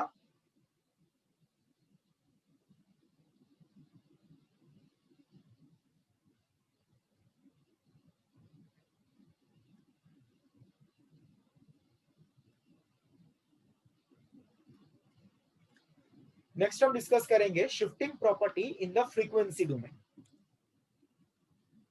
तो shifting property in the frequency domain क्या है? Fourier transform of f of t is g of omega. F of t का फूरियर ट्रांसफॉर्म अगर जी ऑफ ओमेगा है, एफ ऑफ टी के साथ ये एक टर्म मल्टीप्लाई किया गया, ठीक है, e to the power plus minus iota omega naught t. F of t के साथ अगर ये टर्म अगर आप मल्टीप्लाई करते हैं e to the power plus minus iota omega naught t, तो इस नए फंक्शन का फूरियर ट्रांसफॉर्म क्या होगा? एफ ऑफ टी का फूरियर ट्रांसफॉर्म पता है, एफ ऑफ टी के साथ ये क्वांटिटी मल्टीप्लाई किया गया, इस नए फंक्शन का फूरियर ट्रांसफॉर्म। देखिए इस नए फंक्शन का फूरियर ट्रांसफॉर्म होगा g of omega minus plus omega not. ये डेफिनेशन 1 और 3 के अकॉर्डिंग है। लेफ्ट हैंड साइड में प्लस साइन है तो राइट हैंड साइड में माइनस, लेफ्ट हैंड साइड में माइनस है तो राइट हैंड साइड में प्लस। ये डेफिनेशन 1 और 3 के अकॉर्डिंग है। अगर डेफिनेशन 2 या 4 यूज करते हैं तो चेंज हो जाएगा, साइन चेंज होगा। देखिए डेफिनेशन 2 और 4 के अकॉर्डिंग लेफ्ट हैंड साइड में प्लस है तो राइट हैंड साइड में भी प्लस है, लेफ्ट हैंड साइड में माइनस है तो राइट हैंड साइड में भी माइनस है। कैसे आया अभी बता रहे हैं। इसमें shifting property in frequency domain क्यों बोला गया है? देखिए जब एफ ऑफ टी का फूरियर ट्रांसफॉर्म था तो ये जी ऑफ ओमेगा है। जब आप एफ ऑफ टी के साथ ये क्वांटिटी मल्टीप्लाई करते हैं तो ये जी ऑफ ओमेगा से ये क्या बन गया? G of minus plus omega not. तो यहाँ पे जो शिफ्टिंग हो रहा है वो किस में शिफ्टिंग हो रहा है? फ्रीक्वेंसी कोऑर्डिनेट में। ओमेगा से क्या हो रहा है? Omega minus plus omega not या omega plus minus omega not. तो जो शिफ्टिंग हो रहा है वो फ्रीक्वेंसी कोऑर्डिनेट में शिफ्टिंग हो रहा है, इसलिए इसको बोला गया है shifting property in the frequency domain. कोई बता सकता है? ये आप लोगों ने मे बी इलेक्ट्रॉनिक्स में पढ़ा होगा, एक फंक्शन के साथ जब ये मल्टीप्लाई कर रहे हैं ना, ये बेसिकली एक प्लेन वेव नेचर है ना, प्लेन वेव है ना ये, ठीक है। इस प्लेन वेव का फ्रीक्वेंसी कितना है? इस प्लेन वेव का frequency omega naught T. Omega not, ये फ्रीक्वेंसी है। तो एफ ऑफ टी के साथ जब आप ये सिग्नल मल्टीप्लाई करते हैं तो जी ऑफ ओमेगा के बदले ये चेंज हो गया। ऐसा कोई मैथमेटिकल प्रोसीड्यूर आपने इलेक्ट्रॉनिक्स में देखा है? फंक्शन सिग्नल के साथ ये टर्म मल्टीप्लाई किया तो ऐसे चेंजेस आ गए। इलेक्ट्रॉनिक्स में पढ़ते हैं आप लोग? Yes, sir. क्या होता है? कौन सा पार्ट है ये? मॉड्यूलेशन के बारे में पढ़ते हैं? Yes, sir. हाँ sir. Amplitude modulation, frequency modulation, हाँ सर, हाँ। ये कौन सा मॉड्यूलेशन है? Frequency modulation. बिल्कुल सही, फ्रीक्वेंसी मॉड्यूलेशन। ये क्वांटिटी मल्टीप्लाई करके बेसिकली आप किसको मॉड्यूलेट कर रहे हैं? फ्रीक्वेंसी को। Frequency को. तो ये पार्ट जो है ये फ्रीक्वेंसी मॉड्यूलेशन के रिलेटेड है, वहां पर भी इन चीजों का यूज किया जाता है। ये फ्रीक्वेंसी मॉड्यूलेशन ही है जिसको यहाँ पे बोला गया shifting property in frequency domain. Now इसको आप काफी आसानी से प्रूफ कर सकते हैं। मैं डेफिनेशन 1 के अकॉर्डिंग प्रूफ कर रहा हूं।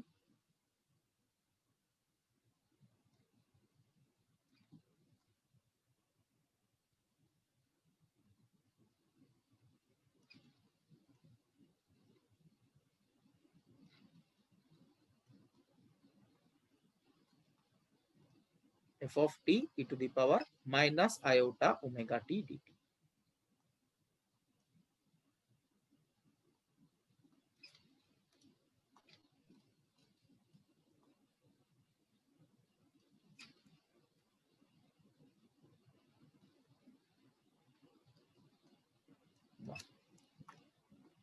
नाउ इस फंक्शन के साथ e to the power plus minus iota omega naught t multiply किया गया।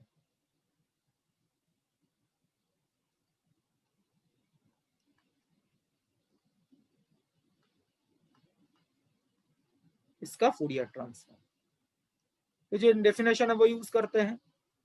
फंक्शन के बदले ये आ जाएगा e to the power iota plus minus iota omega naught t f t, ये फंक्शन है जिसका फूरियर ट्रांसफॉर्म कैलकुलेट करना है, और इंटीग्रेशन के अंदर e to the power minus iota omega t, ये तो फूरियर ट्रांसफॉर्म के डेफिनेशन में होता है।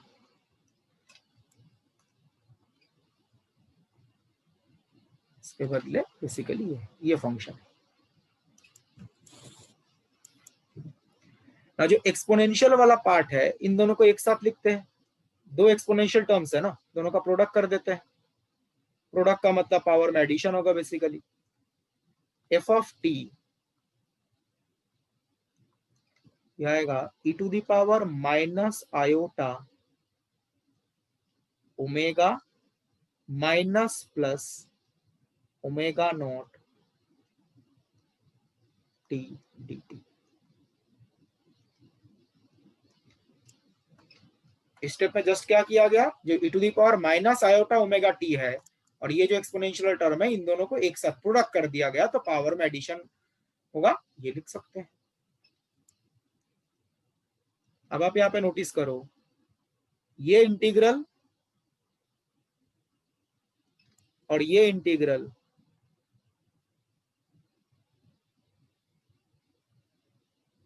एग्जैक्टली सिमिलर फॉर्मेट का है। जो इंटीग्रैंड है उसका फॉर्मेट सेम है।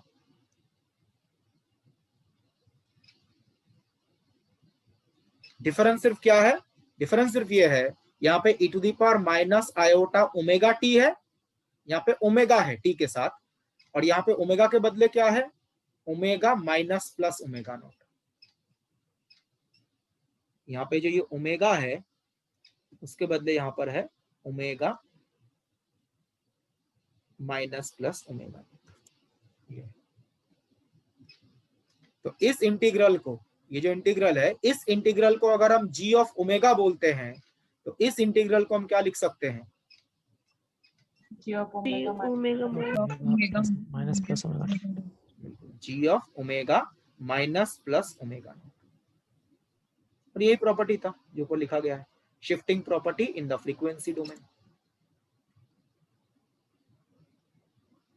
ऐसे आप डेफिनेशन 2 के अकॉर्डिंग भी प्रूफ कर सकते हैं, ये मैंने डेफिनेशन 1 के अकॉर्डिंग प्रूफ किया। जितने भी प्रॉपर्टीज हैं उनमें जो प्रूफ है, कैसे आता है ये प्रॉपर्टी, जो फूरियर ट्रांसफॉर्म का मेन डेफिनेशन है, उस डेफिनेशन को यूज करके ही आप ये सारे प्रॉपर्टीज प्रूफ करते हैं। तो इसके रिलेटेड एक क्वेश्चन डिस्कस करते हैं।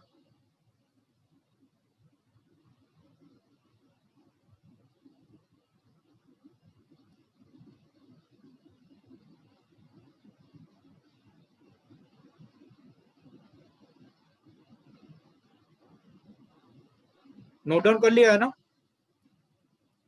Yes sir. हाँ sir. Please try this question.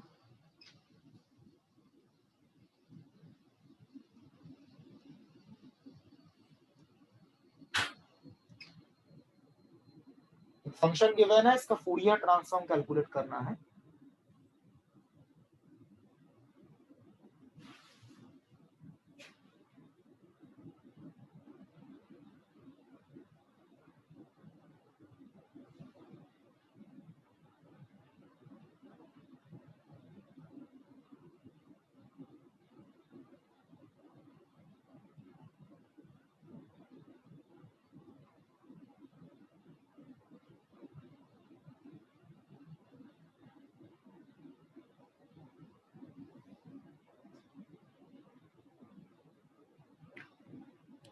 तो यहाँ पर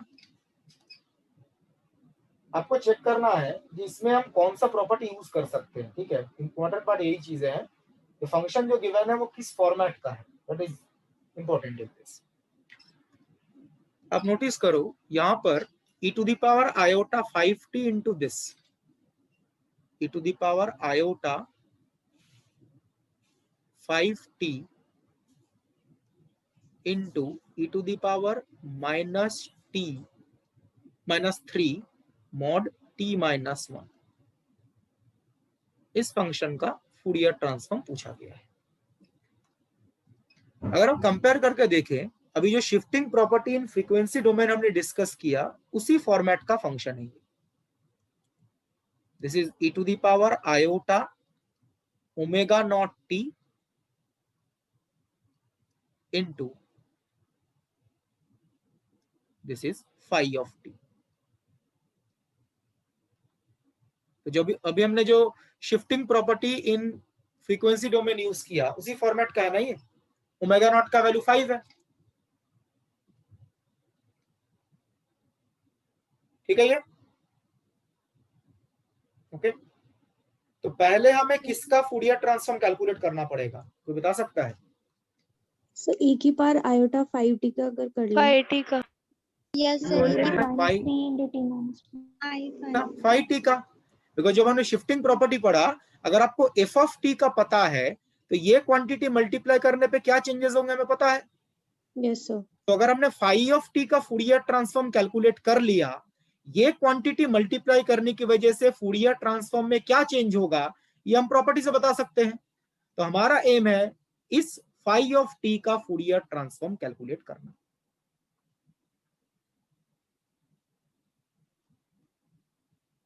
Fourier transform of phi of t क्या है?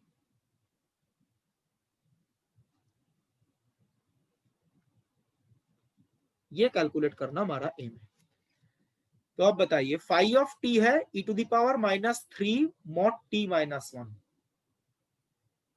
फाई ऑफ टी का फूरियर ट्रांसफॉर्म कैलकुलेट करने के लिए हम कोई प्रॉपर्टी यूज कर सकते हैं?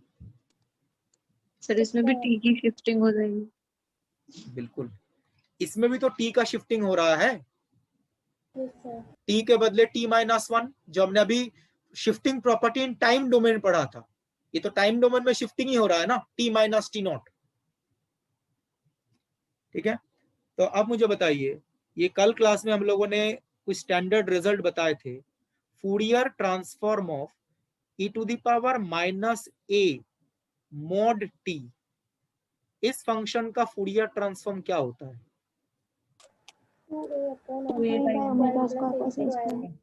2a upon omega square plus a square. बिल्कुल सही, ये हमने कल क्लास में डिराइव भी किया था, ये कैसे आता है।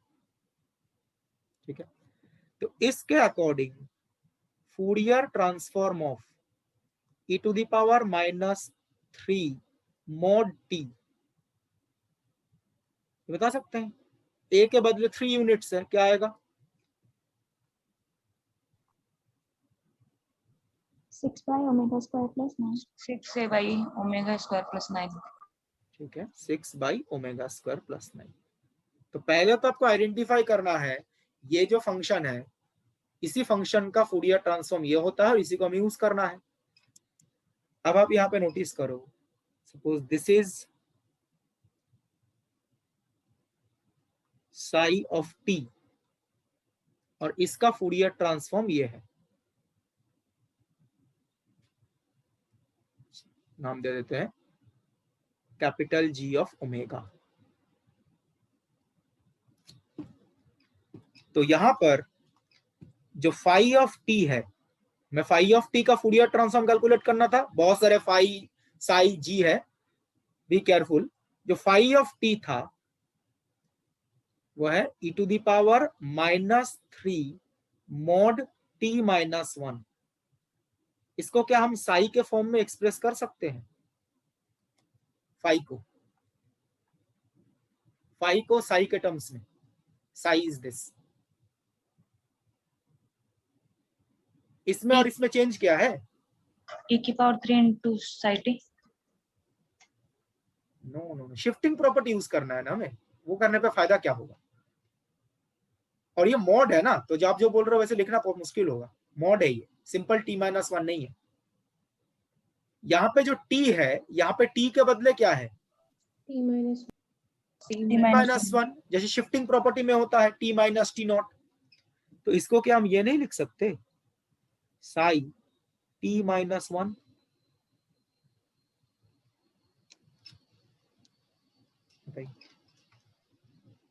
ये अगर शाई है तो ये शाई ऑफ t - 1 होगा।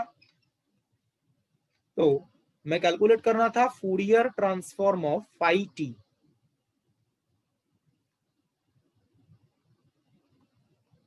That means Fourier transform of psi of t minus 1। इसमें कौन सा प्रॉपर्टी यूज करेंगे? एक्सपोनेंशियल। जब बताया गया शिफ्टिंग प्रॉपर्टी, टाइम डोमेन में या फ्रीक्वेंसी डोमेन में? Time domain. Time time domain. Domain. Time domain. हम डेफिनेशन 1 के अकॉर्डिंग कैलकुलेशन कर रहे हैं, ठीक है। सपोज क्वेश्चन में डेफिनेशन 1 मेंशन किया गया है।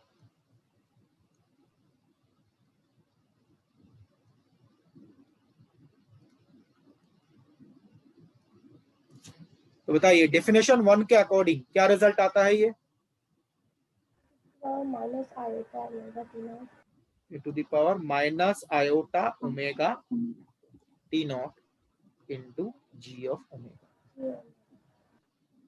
यहाँ पे टी नॉट कितना है? टी नॉट का वैल्यू 1। 1। तो e to the power minus iota omega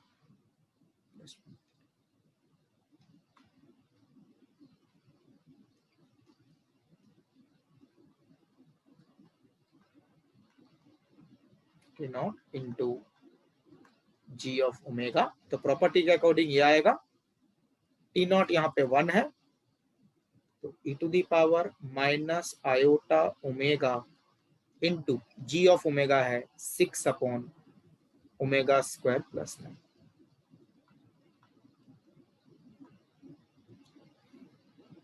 ये किसका फूरियर ट्रांसफॉर्म है? Phi of t. अगर हमें फाई ऑफ टी का पता है तो ये मल्टीप्लाई करने पे क्या चेंज होगा इसका भी पता लगा सकते हैं। तो this is small g of omega. Suppose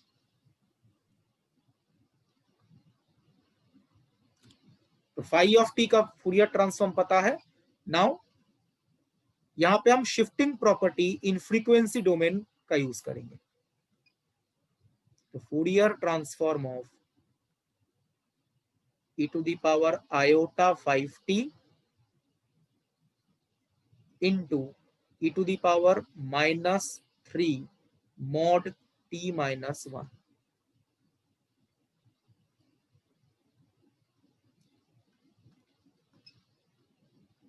तो फ्रीक्वेंसी डोमेन शिफ्टिंग प्रॉपर्टी उसी फॉर्मेट का है ये। ओमेगा नॉट का वैल्यू 5 है और 5 का फूरियर ट्रांसफॉर्म ऑलरेडी हमने कैलकुलेट कर लिया है। तो क्या होता है इसका फूरियर ट्रांसफॉर्म?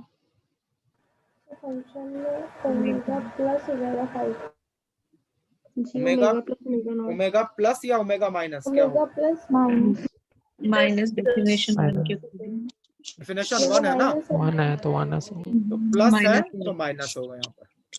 तो g of omega minus omega not.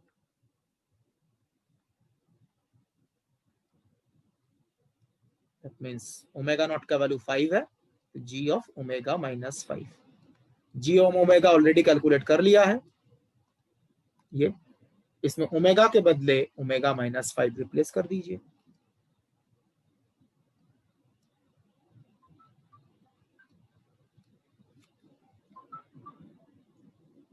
e to the power minus iota omega के बदले ओमेगा माइनस 5 इंटू 6 अपॉन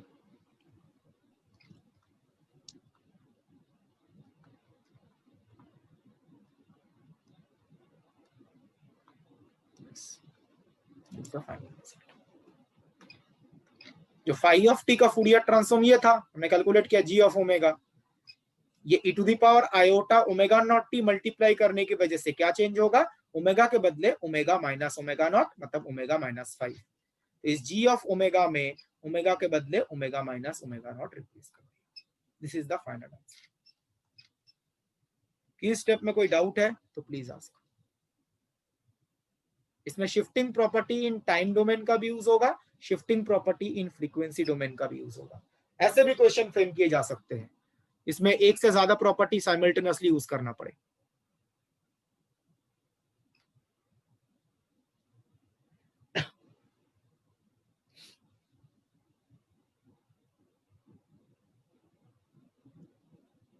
ठीक है, क्लियर एवरीवन? इस स्टेप में डाउट है तो पूछ लीजिए।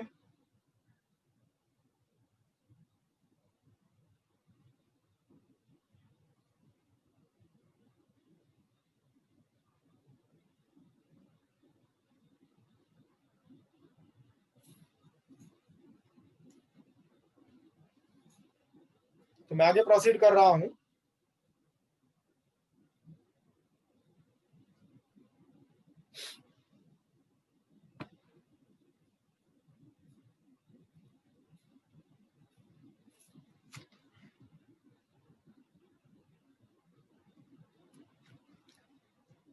तो next modulation property of Fourier transform. ये जो मॉड्यूलेशन प्रॉपर्टी है ये अभी जो हमने shifting property in frequency domain discuss किया उसी से रिलेटेड है। जैसे मैंने बोला था जो हम फ्रीक्वेंसी डोमेन में शिफ्टिंग की बात कर रहे हैं, फ्रीक्वेंसी कोऑर्डिनेट में शिफ्टिंग की बात कर रहे हैं, वो मॉड्यूलेशन से कनेक्टेड है। तो this modulation property is connected with shifting property in the frequency domain जो हमने अभी डिस्कस किया। देखिए एफ ऑफ टी का फूरियर ट्रांसफॉर्म है जी ऑफ ओमेगा, ठीक है। तो एफ ऑफ टी के साथ अगर हम कोसाइन फंक्शन या साइन फंक्शन मल्टीप्लाई करते हैं तो नए फंक्शन में क्या चेंज होगा, नए फंक्शन के फूरियर ट्रांसफॉर्म में क्या चेंज होगा। तो एफ ऑफ टी का फूरियर ट्रांसफॉर्म पता है, एफ ऑफ टी के साथ कोसाइन या साइन फंक्शन मल्टीप्लाई कर दिया गया। अगर कोसाइन फंक्शन मल्टीप्लाई करते हैं तो नए फंक्शन का फूरियर ट्रांसफॉर्म इस रूल को फॉलो करेगा। अगर साइन मल्टीप्लाई करते हैं तो नए फंक्शन का फूरियर ट्रांसफॉर्म इस रूल को फॉलो करेगा। ये किसके अकॉर्डिंग है? डेफिनेशन 1 और 3 के अकॉर्डिंग। अगर डेफिनेशन 2 और 4 की बात करें तो देखिए एफ ऑफ टी के साथ अगर कोसाइन मल्टीप्लाई करते हैं तो नए फंक्शन का फूरियर ट्रांसफॉर्म ये होगा। एफ ऑफ टी के साथ अगर sign omega naught t multiply करते हैं तो नए फंक्शन का फूरियर ट्रांसफॉर्म ये होगा, ठीक है। कोसाइन वाला रिजल्ट सेम है, आप देख सकते हैं। जो कोसाइन वाला मल्टीप्लीकेशन है ना, कोसाइन जब मल्टीप्लाई किया गया डेफिनेशन 1 में जो रिजल्ट आ रहा है डेफिनेशन 2 में भी सेम रिजल्ट है। कोसाइन वाले में कोई दिक्कत नहीं है, साइन में चेंज किस में आएगा? साइन वाले में। कोसाइन वाला रिजल्ट दोनों में सेम है। देखिए यहाँ पे कोसाइन वाले में जो प्रॉपर्टी है यहाँ पर भी कोसाइन वाले में सेम प्रॉपर्टी है। कोसाइन वाले में सेम प्रॉपर्टी क्यों आ रहा है, मतलब साइन में भी चेंज क्यों नहीं आ रहा, क्या रीजन है? बिल्कुल, जो कॉस ओमेगा नॉट टी है वो रियल इवन फंक्शन है। कल ही बताया गया था रियल इवन फंक्शन के लिए आप डेफिनेशन 1 यूज करो या डेफिनेशन 2 यूज करो सेम रिजल्ट आता है। तो cos omega naught T real even function है, तो कोसाइन वाले के लिए सेम रिजल्ट आएगा। बट साइन जो है वो रियल ऑड फंक्शन है, साइन वाले के लिए रिजल्ट सेम नहीं आएगा, साइन में चेंज होगा। तो आप देख सकते हैं डेफिनेशन 1 के अकॉर्डिंग जो रिजल्ट है और डेफिनेशन 2 के अकॉर्डिंग जो रिजल्ट है उसमें प्लस माइनस साइन का चेंज है, ठीक है। नाउ मैं इसके डेरिवेशन में नहीं जा रहा हूं। जैसे मैंने बोला जो मॉड्यूलेशन प्रॉपर्टी वो किससे कनेक्टेड है? वो shifting property in frequency domain से कनेक्टेड है। अभी कुछ देर पहले जो हमने शिफ्टिंग प्रॉपर्टी पढ़ा उसमें फंक्शन के साथ हमने क्या मल्टीप्लाई किया था? ऐसे एक्सपोनेंशियल टर्म। शिफ्टिंग प्रॉपर्टी में हमने फंक्शन के साथ ऐसे एक्सपोनेंशियल टर्म मल्टीप्लाई किया था। अब मुझे बताइए मॉड्यूलेशन प्रॉपर्टी में जो कॉस और साइन मल्टीप्लाई किया गया है, कॉस और साइन को भी तो हम एक्सपोनेंशियल में लिख सकते हैं। हाँ सर। तो cos omega naught t is basically 1/2 e to the power iota omega naught t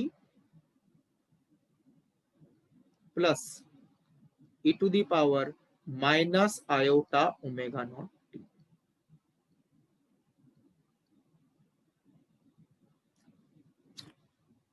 तो कोसाइन फंक्शन को भी हम एक्सपोनेंशियल में लिख सकते हैं और फिर जो शिफ्टिंग प्रॉपर्टी बताया गया वो यूज कर लेंगे। तो शिफ्टिंग प्रॉपर्टी का यूज करके ही आप मॉड्यूलेशन प्रॉपर्टी का डेरिवेशन कर सकते हैं। सिमिलरली जो साइन है उसको भी आप एक्सपोनेंशियल में लिख सकते हो। तो कोसाइन और साइन को एक्सपोनेंशियल में लिखिए, फिर शिफ्टिंग प्रॉपर्टी का यूज कीजिए। साइन वाले में एक आयोटा चला आता है।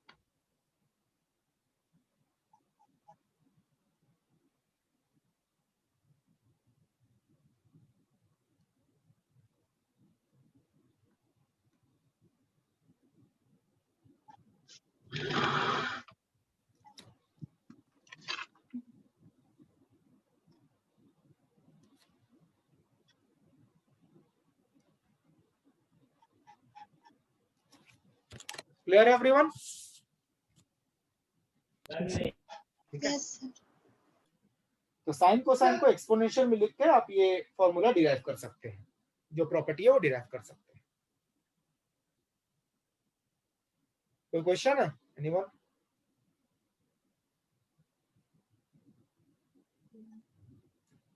तो इसके रिलेटेड एक क्वेश्चन डिस्कस करते हैं।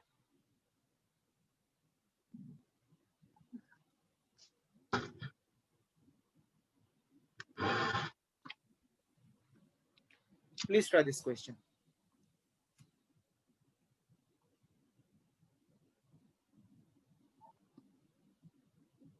फंक्शन गिवन है, उसका फूरियर ट्रांसफॉर्म कैलकुलेट करना है।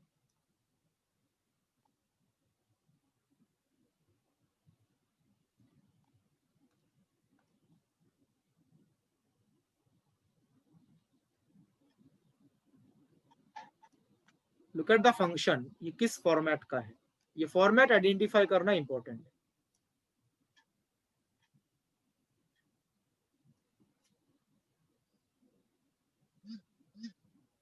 ये क्या, phi of t into sine omega naught t, इस फॉर्मेट का नहीं है। Phi of t into sine omega naught t. And suppose definition 2 है गिवन क्वेश्चन में, डेफिनेशन 2 के अकॉर्डिंग आंसर बताना है।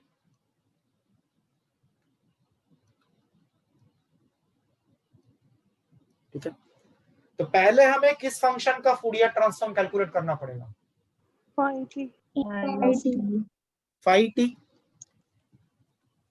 तो फाई टी का फूरियर ट्रांसफॉर्म कैलकुलेट करने के लिए हम इस रिजल्ट का यूज कर सकते हैं, e to the power minus a mod t, ये कल डिस्कस किया गया था। इसका फूरियर ट्रांसफॉर्म होता है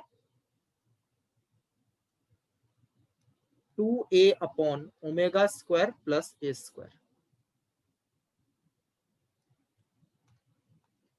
इसलिए जो रिजल्ट्स बताया जाता है ना, इंपॉर्टेंट है।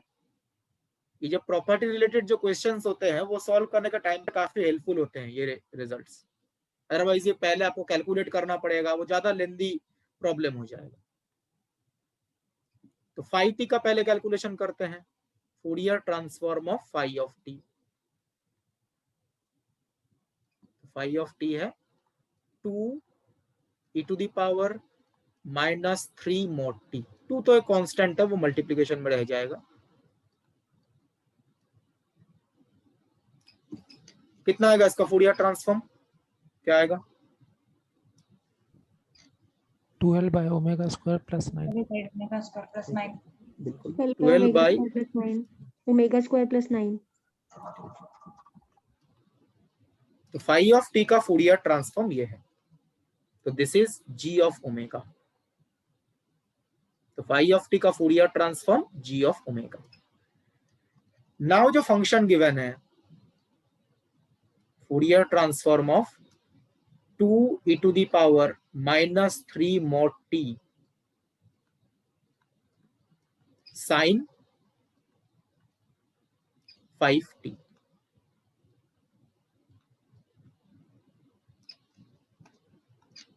जैसे बताया गया, ये इस फॉर्मेट का है, phi of t into sine omega naught T. Omega naught is a constant, जो इस केस में 5 है।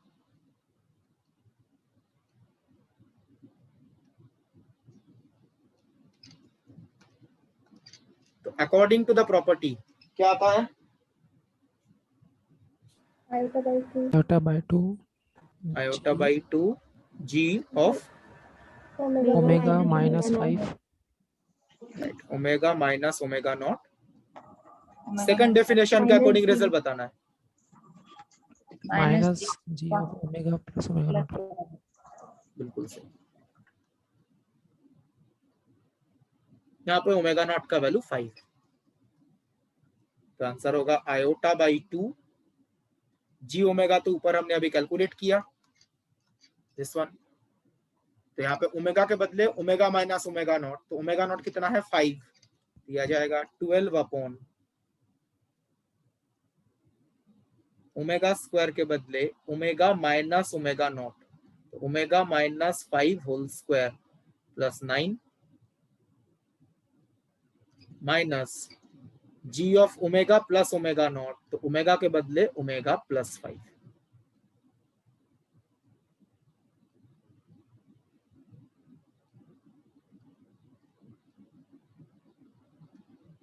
This is the answer.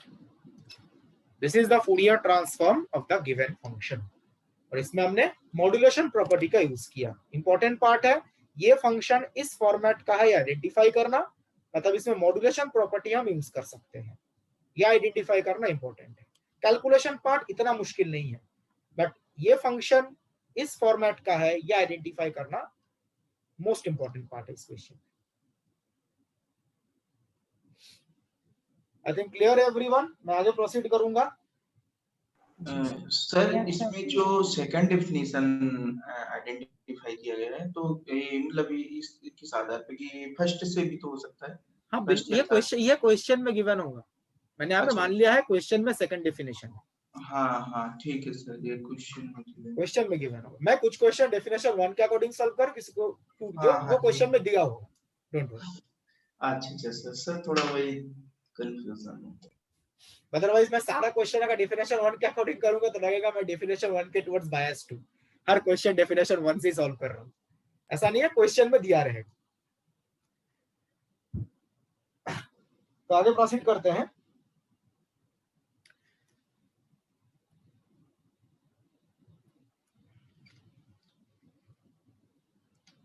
Another property, ठीक है, इसका कोई नाम तो मुझे टेक्स्ट बुक में मिला नहीं। बेसिकली ये प्रॉपर्टी जो है ये बताता है Fourier transform of f of t is g of omega.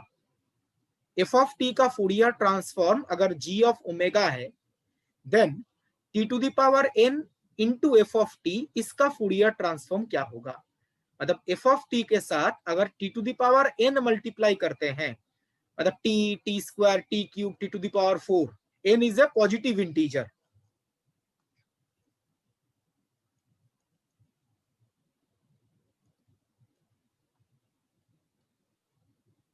तो एफ ऑफ टी का फूरियर ट्रांसफॉर्म पता है, एफ ऑफ टी के साथ अगर आप t to the power n multiply करते हैं तो नए फंक्शन का फूरियर ट्रांसफॉर्म क्या होगा वो इस प्रॉपर्टी से पता चलता है।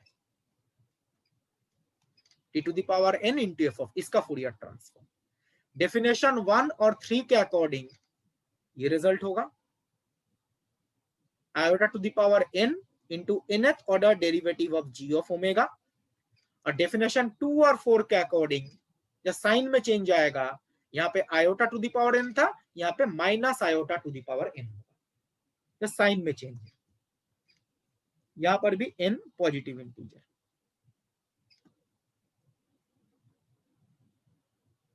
इन एवरी केस नोटिस कीजिए डेफिनेशन 1 और डेफिनेशन 2 में जस्ट एक साइन का ही चेंज आ रहा है, प्लस माइनस साइन। कुछ केसेस में तो सेम रिजल्ट है, कुछ केसेस में डिफरेंस आ रहा है, एक साइन का डिफरेंस आ रहा है। ठीक है, तो इससे रिलेटेड एक क्वेश्चन डिस्कस करते हैं जो कैसे क्वेश्चन एग्जाम में पूछे जा सकते हैं इस पार्ट से।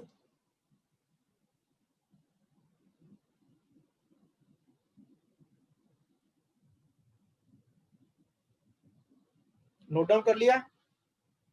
एक second. Yes sir. Yes sir.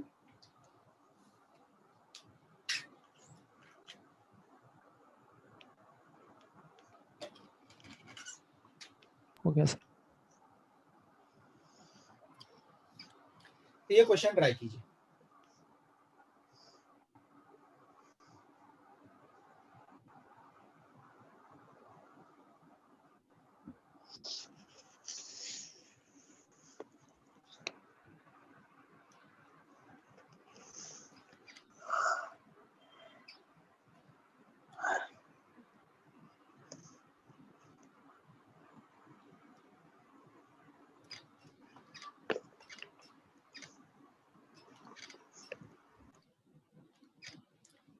Question में एक फंक्शन का फूरियर ट्रांसफॉर्म गिवन है और एक दूसरे फंक्शन का फूरियर ट्रांसफॉर्म कैलकुलेट करना है।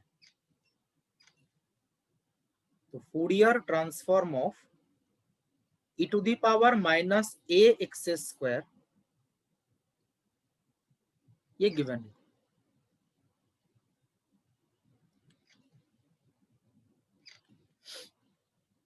It is 1 upon under root a। हाँ क्या बोल रहे हैं? ये डीपीपी शीट का क्वेश्चन है?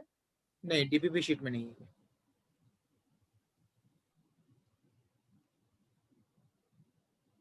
ये गिवन है इस फंक्शन का Fourier transform. Suppose this is f of x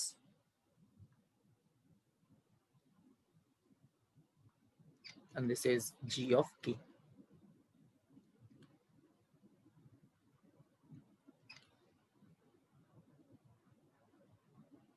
now जिस फंक्शन का फूरियर ट्रांसफॉर्म पूछा गया है, Fourier transform of x square e to the power minus a x square, इसका फूरियर ट्रांसफॉर्म पूछा गया है। अब मुझे बताइए ये जो फंक्शन है ये क्या x to the power n into f x इस फॉर्मेट का नहीं है? Yes sir. तो एफ एक्स के साथ x to the power n multiply किया गया, जैसे बताया गया n पॉजिटिव इंटीजर है, यहाँ पे n का वैल्यू कितना है 2। तो यहाँ पे हम प्रॉपर्टी यूज कर सकते हैं जो बताया गया अभी। सर ऑप्शन बी होगा क्या? ऑप्शन बी होगा बिल्कुल। इसमें कौन सा डेफिनेशन यूज करना है कुछ मेंशन नहीं किया गया है। कौन सा डेफिनेशन यूज करेंगे?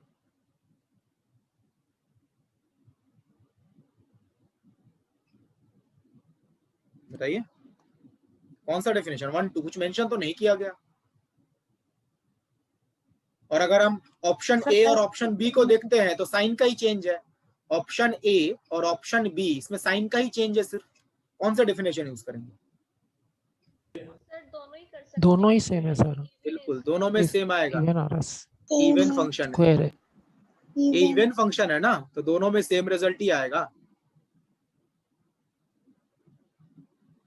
इसीलिए क्वेश्चन में मेंशन नहीं किया गया है। कोई भी डेफिनेशन यूज करो रिजल्ट सेम ही आएगा। These are even function। First second कुछ भी यूज कर सकते हैं। तो प्रॉपर्टी के अकॉर्डिंग मैं फर्स्ट डेफिनेशन के अकॉर्डिंग लिख रहा हूं। क्या था? Iota to the power n। तो iota to the power n into nth order derivative of g of k। Omega के बदले k है।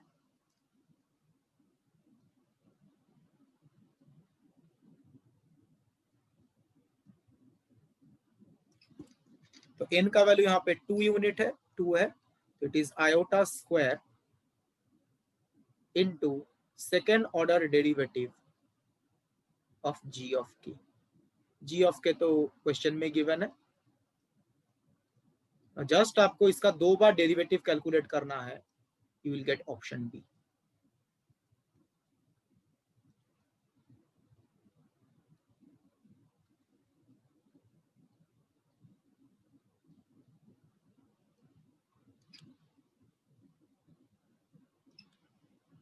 जस्ट 2 बार डेरिवेटिव कैलकुलेट कीजिए, थोड़ा सिंप्लीफाई कीजिए फॉर्मेट को, ऑप्शन बी आ जाएगा।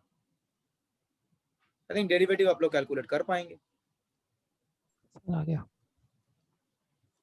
1/4 a to the power 5/2 into minus k square plus 2a into e to the power minus k square upon 4।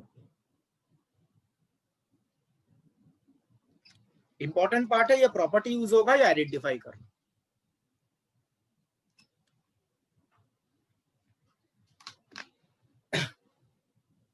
अब देखिए ये क्वेश्चन जो गिवन था वो सॉल्व हम आसानी से कर सकते हैं प्रॉपर्टी यूज करके। इसको थोड़ा अगर हम रिलेट करने की कोशिश करें क्वांटम मैकेनिक्स में, देखिए ये जो प्रॉपर्टी हमने अभी डिस्कस किया, जो एफ एक्स, अगर हमें एफ ऑफ एक्स का फूरियर ट्रांसफॉर्म पता है, अगर हमें एफ ऑफ एक्स का फूरियर ट्रांसफॉर्म पता है तो x to the power n multiply करने पे उस नए फंक्शन का फूरियर ट्रांसफॉर्म क्या होगा, हम इस प्रॉपर्टी से कैलकुलेट करते हैं। अगर आप थोड़ा ध्यान देते हैं, ये जो एफ ऑफ एक्स है ये क्वांटम मैकेनिक्स में किस सिस्टम में ऐसा वेव फंक्शन दिखता है? Harmonic Harmonic. Oscillator. This is the ground state of one dimensional harmonic oscillator. One dimensional harmonic oscillator के ग्राउंड स्टेट में पार्टिकल का वेव फंक्शन में ऐसे टर्म्स आते हैं। दैट मीन्स अगर हम रिलेट करने की कोशिश करें, this is the position space wave function, this is the position space wave function for the ground state of A one dimensional linear harmonic oscillator. और ये जो गिवन है ये क्या है, this is the momentum space और के space wave function for the ground state of a one dimensional linear harmonic oscillator। Harmonic oscillator का ग्राउंड स्टेट के लिए ये के स्पेस वेव फंक्शन है और ये पोजीशन स्पेस वेव फंक्शन है। नाउ ये जो क्वांटिटी है जिसका फूरियर ट्रांसफॉर्म पूछा गया है, ऐसा वेव फंक्शन आपको हार्मोनिक ऑसिलेटर में कहीं पे दिखता है इस टाइप का? किस स्टेट में दिखता है ऐसे terms? Ground, first, second, third, second excited state. Third में एक्स क्यूब होता है, थर्ड में एक्स क्यूब और एक्स होता है। जो सेकेंड एक्साइटेड स्टेट है उसमें उसका जो वेव फंक्शन है उसमें ये दिखता है। तो अब देखिए सेकेंड एक्साइटेड स्टेट का जो वेव फंक्शन है ये पोजीशन स्पेस वेव फंक्शन, उसमें ऐसे टर्म दिखते हैं। उसका फूरियर ट्रांसफॉर्म हमने ये प्रॉपर्टी यूज करके कैलकुलेट किया। मतलब अगर हमें ग्राउंड स्टेट के लिए मोमेंटम वेव फंक्शन पता है, momentum space wave function, ground state के लिए मोमेंटम स्पेस वेव फंक्शन पता है, तो हम first excited, second excited, third excited, इनके लिए भी मोमेंटम स्पेस वेव फंक्शन ये प्रॉपर्टी यूज करके कैलकुलेट कर सकते हैं। ये क्या है, ये मोमेंटम स्पेस वेव फंक्शन है ग्राउंड स्टेट के लिए, और ये प्रॉपर्टी यूज करके हम क्या कैलकुलेट कर सकते हैं, momentum space wave function for the excited state. जैसे यहाँ पे एक्स स्क्वायर मल्टीप्लाई हुआ है, अगर एक्स मल्टीप्लाई होता सपोज यहाँ पर सिर्फ एक्स, तो वो कौन सा स्टेट होता? सिर्फ एक्स मल्टीप्लाई होता तो first excited, first excited, x square second excited, x cube third excited, x to the power 4 fourth excited. तो अगर आपको ग्राउंड स्टेट के लिए मोमेंटम स्पेस वेव फंक्शन पता है तो आप एक्साइटेड स्टेट्स के लिए मोमेंटम स्पेस वेव फंक्शन इस प्रॉपर्टी को यूज करके कैलकुलेट कर सकते हैं। जैसे इस क्वेश्चन में जिस फंक्शन का फूरियर ट्रांसफॉर्म पूछा गया है ये बेसिकली सेकेंड एक्साइटेड स्टेट में पार्टिकल का जो वेव फंक्शन होता है हार्मोनिक ऑसिलेटर के लिए वही है। तो अगर आपको ग्राउंड स्टेट के लिए पता है तो आप किसी भी एक्साइटेड स्टेट के लिए कैलकुलेट कर सकते हैं मोमेंटम स्पेस वेव फंक्शन ये प्रॉपर्टी यूज करके। इस तरीके से ना चीजों को हम फिजिक्स में कहां पे यूज करते हैं वो समझ सकते हैं। ठीक है, सिंस आप हार्मोनिक ऑसिलेटर पढ़ते हैं क्वांटम में तो आप ये आइडेंटिफाई करने में आपको आसानी होगी। ओके, तो आज का लेक्चर यहीं पे खत्म करते हैं, नेक्स्ट क्लास में आगे प्रोसीड करेंगे। एंड नेक्स्ट क्लास में जो फूरियर ट्रांसफॉर्म के डाउट्स हैं वो भी देख के आएगा, वो भी डिस्कस कर लेंगे। ठीक है, थोड़ा सा बचा हुआ है वो डिस्कस करके डाउट डिस्कस करेंगे। सर स्लाइड जरा शो कर दीजिए। तो फर्स्ट और सेकंड तो फर्स्ट से स्टार्ट करिए।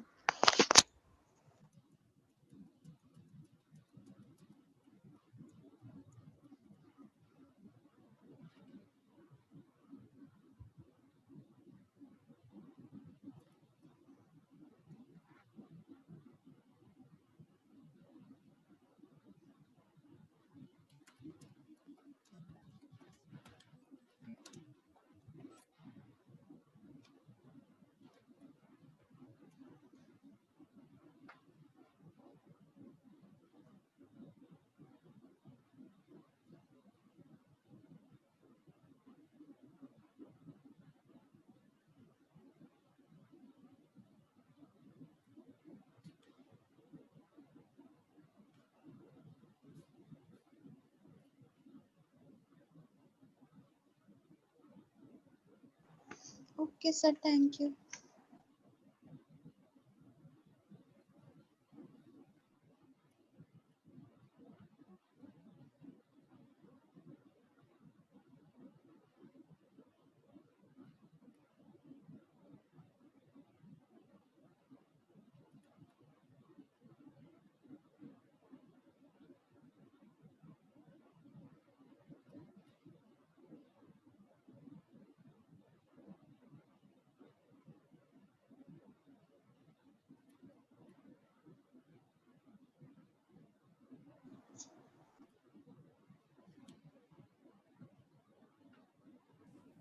सर एक बार बैक स्लाइड दिखा दो। सर फर्स्ट वाली फ्री है। कौन सी? सर फर्स्ट स्लाइड फ्री है, उसपे कुछ नहीं है। फर्स्ट स्लाइड जो टाइटल जो वही है ना, नंबरिंग यहाँ से स्टार्ट हुआ है। Okay sir.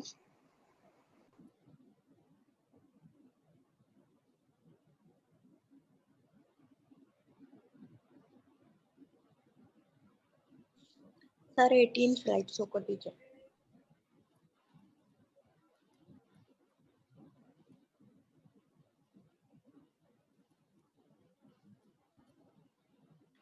एटीन ब्लैंक उसमें नहीं 17 कर दीजिए।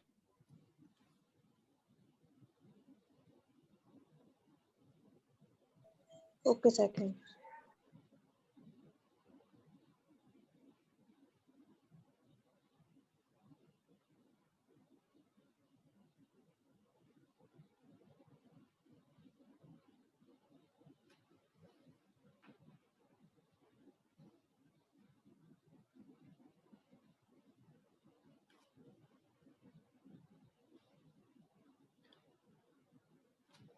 तो ठीक है, मैं मीटिंग एंड कर रहा हूँ। Thank you very much everyone.